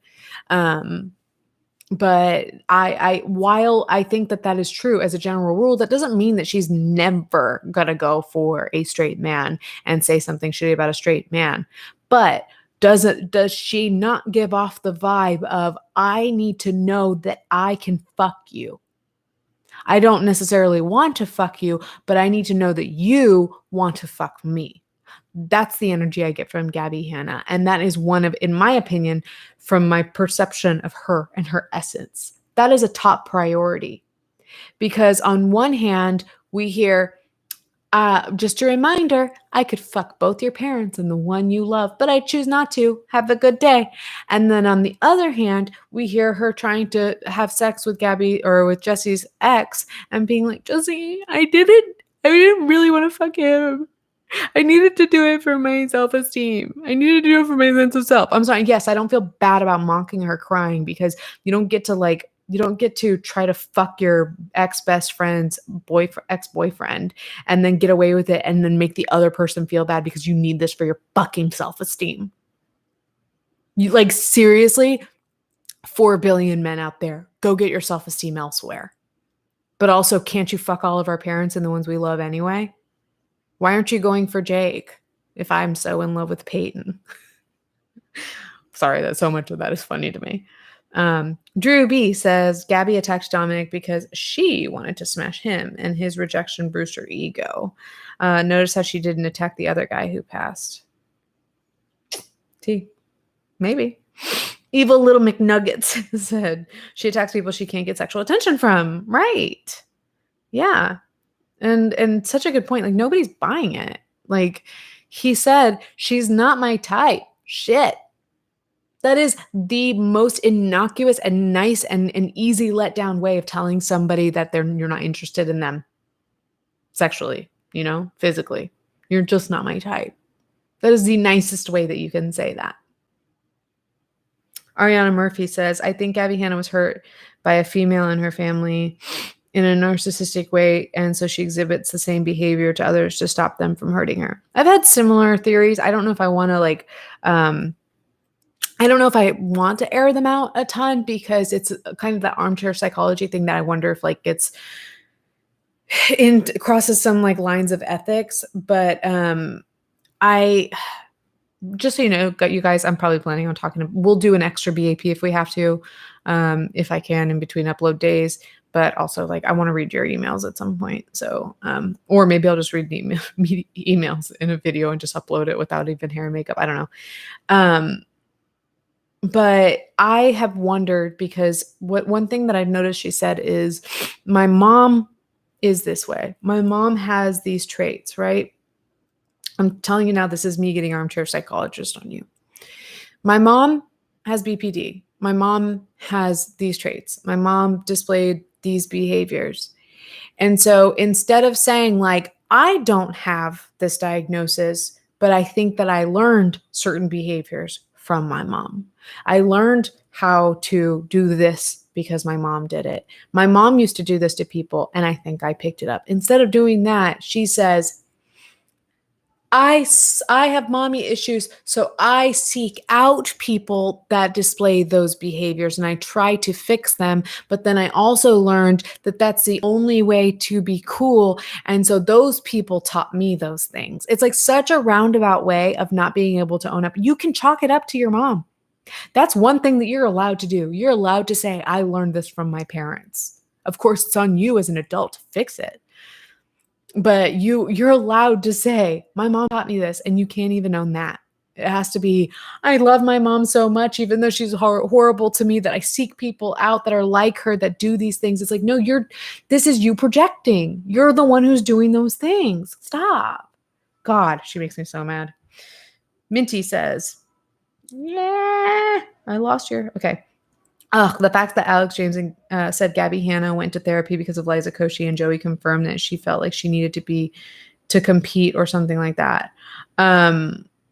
Yeah, there was even more. Here's the thing. I always toe the line a little bit. Don't want to get in trouble, but there were a couple of things like that Alex said that Gabbie Hanna went to therapy because of Liza Koshy, because she was jealous of Liza, of her success or something like that. And Jessi said something like, there was this guy that Gabbie kind of like dated, and I was friends with him, and I talked to him. They're both being nice to Gabbie. I can't say more than that. I'm just saying there's more to these stories that make Gabbie look bad. And even when these people are mad at Gabbie, they are still saying things in such a way that doesn't make her look so bad. They're being nice to her.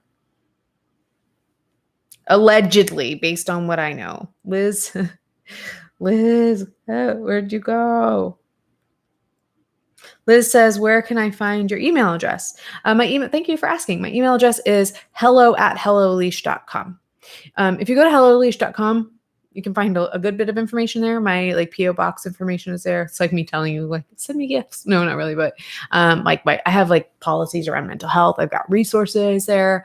I've got a contact form. I think my email address is listed there. It should be. If not, I'll look into that. But it's all over my socials too. So if you ever can't find it, just check out my Twitter or Instagram. It's hello@helloleash.com, even though you'll remember that now because it's easy.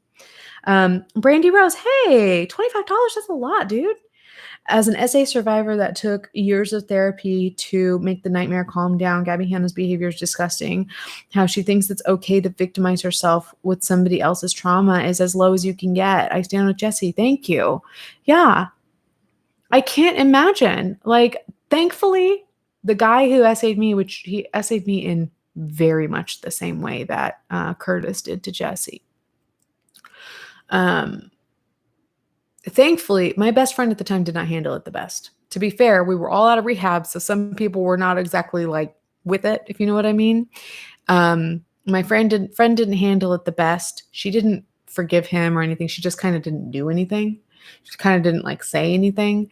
And I've talked to my friend since then, and she's been so apologetic and has never, like, she hates that guy back. The people who were mean to me about it around that time were like guys who I hardly knew. Where was I going with this? But to think, like, I remember guys making fun of me who knew of him. And they were like, ew, you fucked so-and-so. Gross. You're so nasty. It's like, no, actually, I was R-worded by him. It's so hurtful. So just to imagine somebody else, a former best friend of yours, just continually, not only just bringing it up, but continually using that to victimize themselves. Fuck you. That's, if there's anything that we deserve to own as our own, it's trauma like that. You're right, Brandy. Fuck Gabbie for that. Lemon Jingles says, first time, hope you're doing well. Hot take, but Gabbie Hanna needs to leave the internet for good. Please, someone take social media away from her. Listen, I think most of the people here, we have 1,700 people here that, I would say like maybe 1,500 people at least agree with you. Let me see. It looks like Rivy said something, right? I don't want to miss anyone. Oh no, Scarlett. Sorry. Scarlett's brain is on fire. My alcoholic mother abandoned me at 12. My father's an abusive narcissist. I've been in therapy most of my life. A troubled childhood is not an excuse. I added those claps for you. I figure, if you're going to pay the money, then I can bring the claps. Absolutely. Absolutely. You're right. Like that's what being an adult is.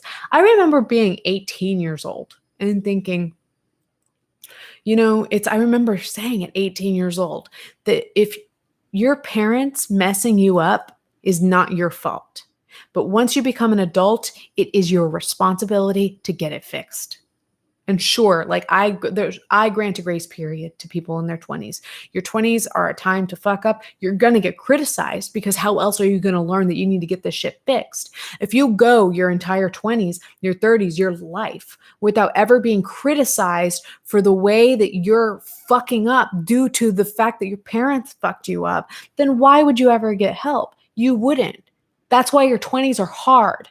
Is because so many of us turn out fucked up because our parents didn't do a perfect job. A lot of them mean well, but a lot of, especially those of us that are like my age and older or around my age, our parents didn't know everything that parents now these days know. And even then, these days, parents are not perfect. But, you go through life and then your 20s get hard because you're on your own. You can't use the excuse anymore that like, no, my parents, you don't have that to fall back on anymore. So you fall on your ass over and over and over again, depending on how hard-headed you are. And if you're super hard-headed, it's going to keep hurting. And that's what's happening to Gabbie Hanna. Well into her 30s, she's so hard-headed, it's going to keep hurting. She's losing her career. She's losing her music. She's losing relationships. She's losing friendships. She's losing everything she has because she's too hard-headed to learn the lessons. And I was hard-headed to an extent to where it took me 6 years of drinking and fucking up and messing up my life and my body to where I finally said, okay, I need to start getting this shit together. And even still, I don't get it right all the time, but at least I'm trying, as a lot of you are. Most of you, I would say, are trying.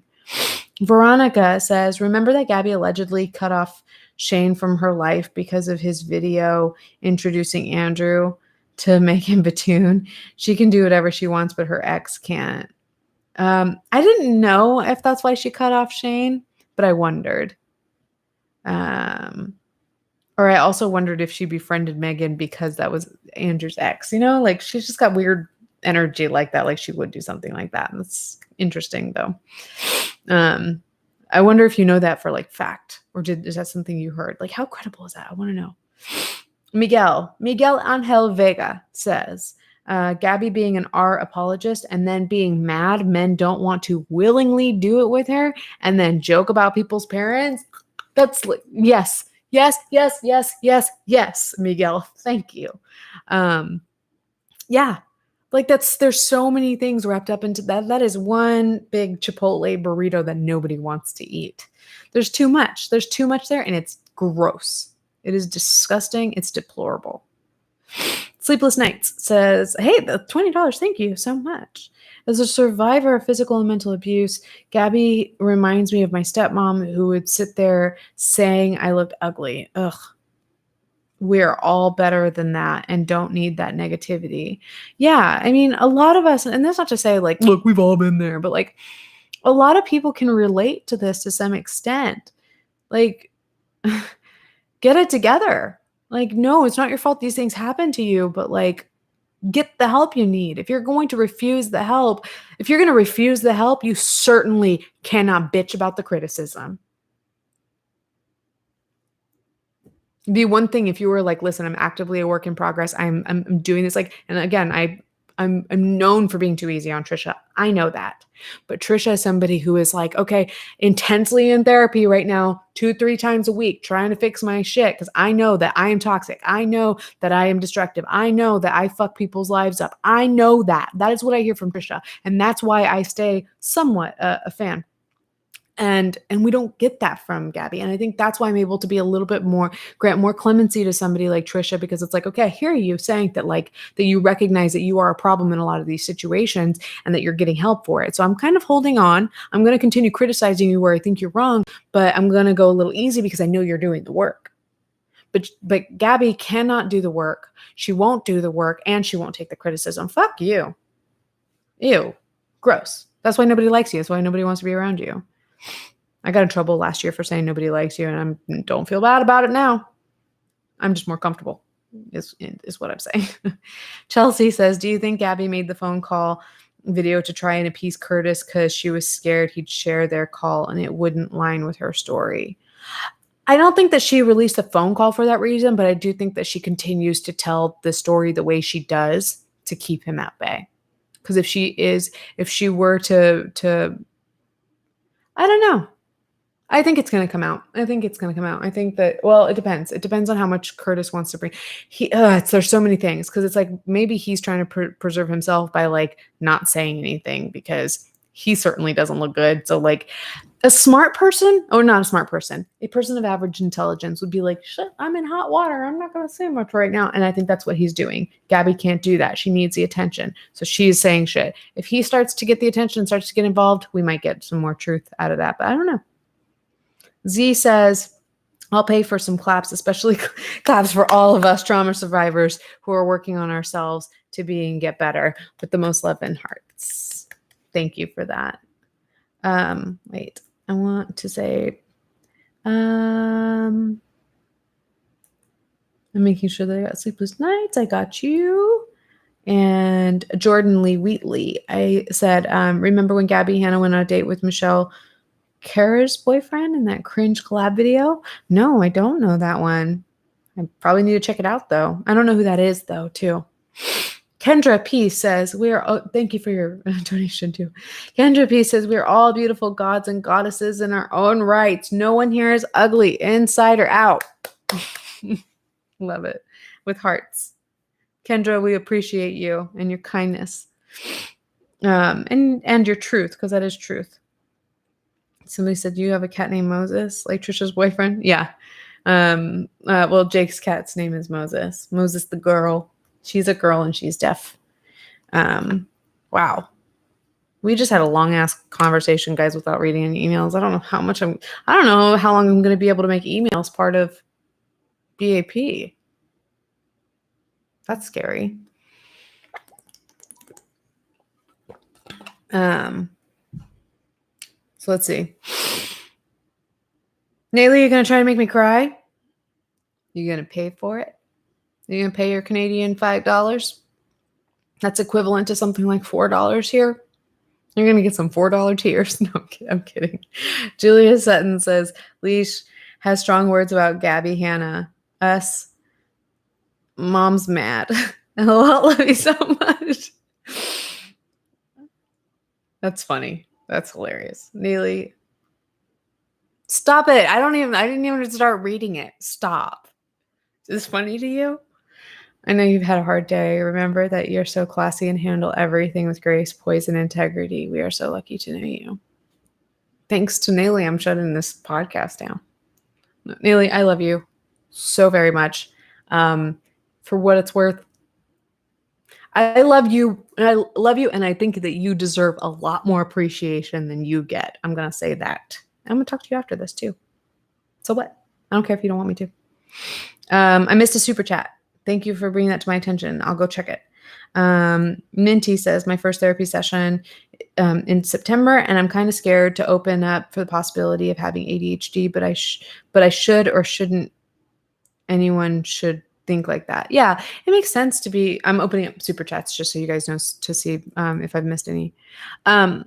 I think it's totally fair. Like, I think a lot of people can appreciate and sympathize with the fear of going to any sort of medical professional to find out like what you may be dealing with, right?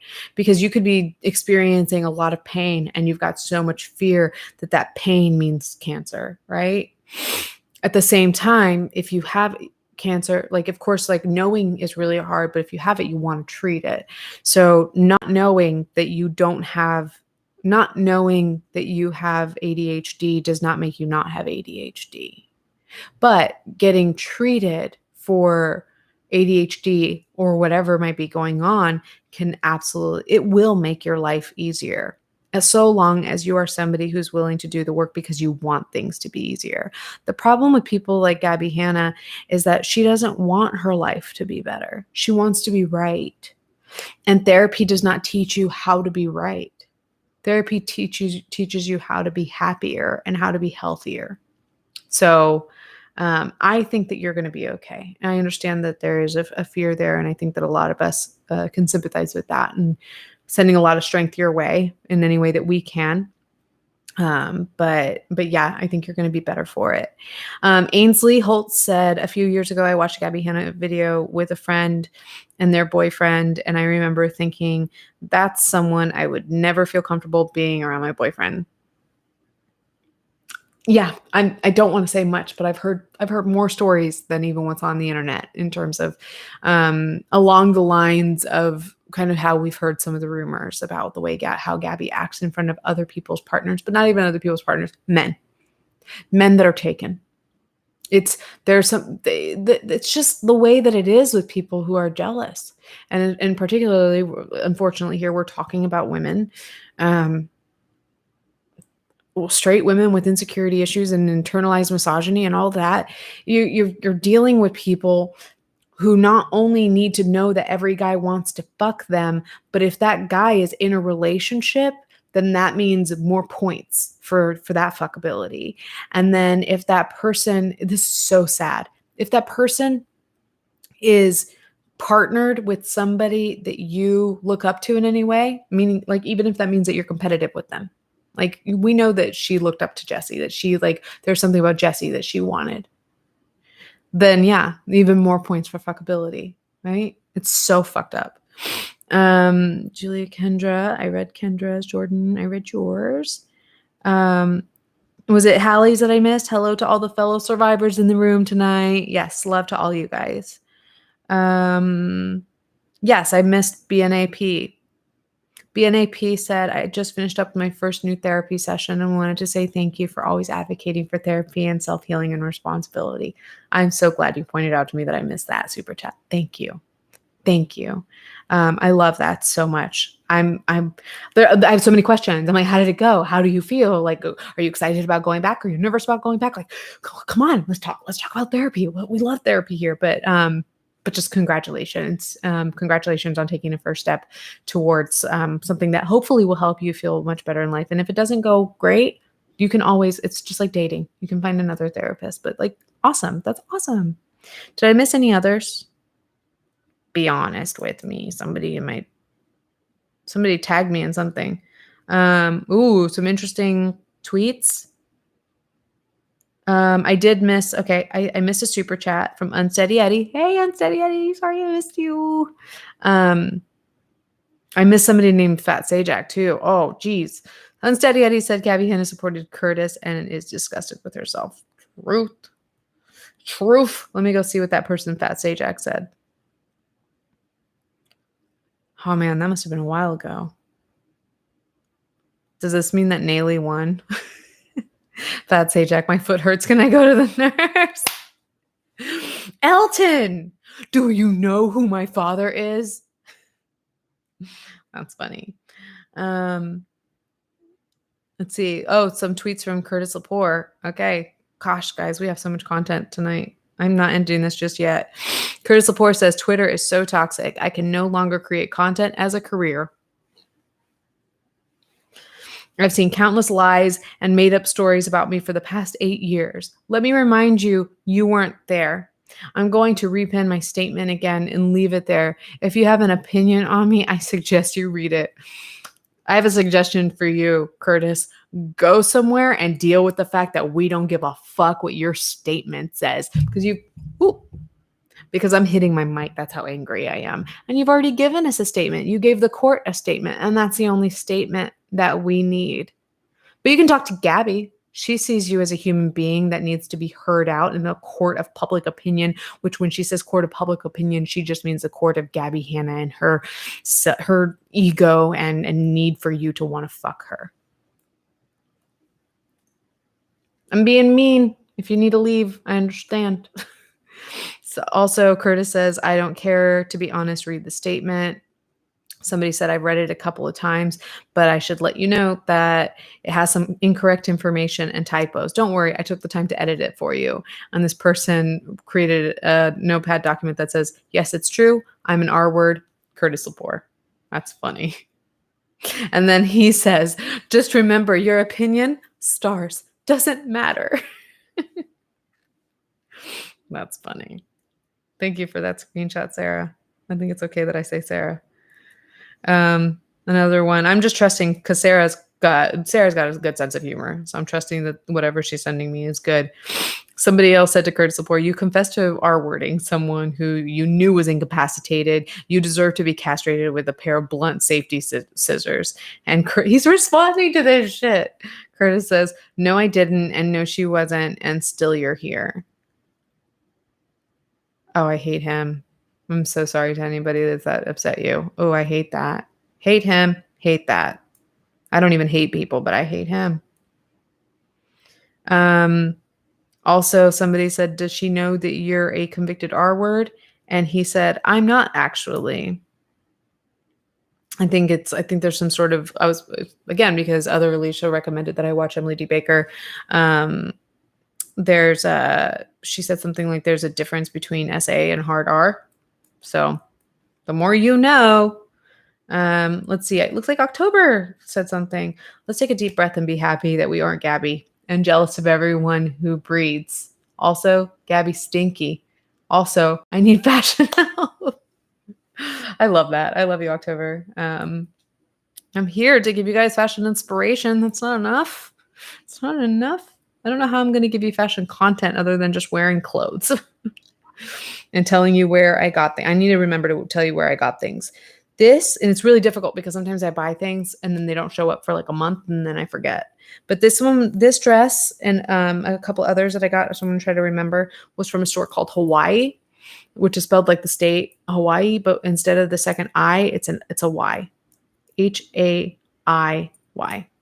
Are those all the super chats I got? I want to make sure that I didn't miss anyone. So we've been at this for a little over 2 hours. My head is starting to hurt. Really good chat, guys. I am so sorry I didn't get to the emails. Like I said, I want to do what I can to see how I can get those emails to you. If that means that I can make time, I'm going to be filming tomorrow. I'm just going to think out loud for you guys. I need to really get my thoughts together on this Jessi and Gabbie stuff so that I can give you guys a really thoughtful video, a two-parter, hopefully, that I film tomorrow. If I film it tomorrow, then that means that, and Thursday nights, just so you guys know, Thursday, unless they give me a week off for whatever reason, Thursday nights belong to my patrons. They get Patreon streams on Thursday nights, as well as Omni Club, which I talked to you about at the beginning of this. So Thursday nights, they've let me skip a Thursday night Patreon thing to give you an extra BAP, but I don't want to continue like asking them to skip these things. So Thursday night, that's out. Friday night, I'm probably going to be giving you a video. So I don't know if you guys want an extra BAP where we just read emails. Maybe I can do that. Maybe there's a time Saturday afternoon or something like that, but I'm also going to be hardcore in editing. I do want to read your emails. I don't know. If nothing else, then I'll find a way to release them on Twitter or something. Alistair says people who SA don't have no human rights. I mean, they do, but yeah, should they have the same rights as everyone else? Sure, you certainly don't have the privilege. You certainly don't have the privilege, Curtis Poor, of getting for us to listen to you again and read your statement on Twitter. And then when we give you our opinion, it doesn't matter. No, fuck you. Fuck you. You committed a crime. She was absolutely incapacitated. If you're talking about somebody who had a head injury and was sleeping, you know how we know that that's what happened is because they both admit that that's why she went to his house. She had a place to stay in LA when that happened. But because she had possibly a concussion, he said, come stay at my house. And I don't know about you, but anytime that I've been potentially concussed, I've wanted somebody to look after me. And that really sucks that somebody that you've been in a relationship with, you think, I can trust this person. I've felt safe with this person before. I can trust him. He's going to look after me. And then the next thing you do, you open your eyes and he's assaulting you. Curtis Lepore does not deserve to be listened to. So yeah, Gabbie may have reached out to him and he may have a story about that. But at this point, I don't even know if I care. So yeah. Everybody go shit on Curtis Lepore's tweets, but at the same time, I always say, don't send hate. Don't send hate, but I'm going to turn a blind eye if you say that you don't believe Curtis Lepore. I'm not going to shit on you for that. Don't send hate, but express your opinions if you need to. It's not like I have some sort of platform that is going to like outweigh Curtis's. He can send his fans. Unfortunately, he has them my way if he wants to. So, all right, guys, I am starving. I'm getting a headache. We're skipping trivia tonight, but that's because I need to take notes and I need to hang out with my mans. You're sending Curtis the poor hate. All right, guys. To you, I've still hung on to almost 1,500 of you guys. If you haven't thought to like the video, I haven't asked you once this live stream if you could like it. So if you're still here, if you wouldn't mind giving it a like, that helps me.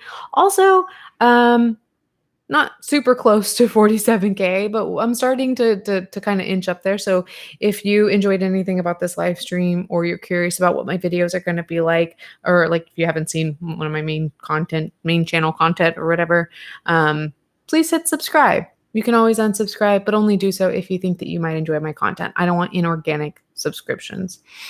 So yes, as my friends say, lick and sugar scrub. Please lick the video, sugar scrub to my channel. If you don't mind. Thank you. I saw that the bump in likes go up. So I see people are starting to drop off. It's been a long BAP, which I wouldn't say that except for the fact that I have a headache and I'm getting very thirsty. Otherwise, very much enjoyed it. Very much wish that I could hang out with you guys for another couple hours. I love you guys very much. Let's do one more. Water gang. Oh, Dame says it's been the funnest BAP. Yeah. Yay. I hate that it looks like Jess is going to Taco Bell, and meanwhile I'm hungry. Oh, you subscribed. Thank you, PukaShell92. Shiloh Bagley, how have you not been subscribed? Actually, I understand, because there are a ton of commentary channels that I am like, I've been watching these people's videos. I'm not subscribed to them. I get it. It happens. Thank you guys for subscribing to my channel. I appreciate that so much. Thank you for the likes. I've really enjoyed this one. Thank you so much for the chat. I'm so sorry I didn't get to the emails.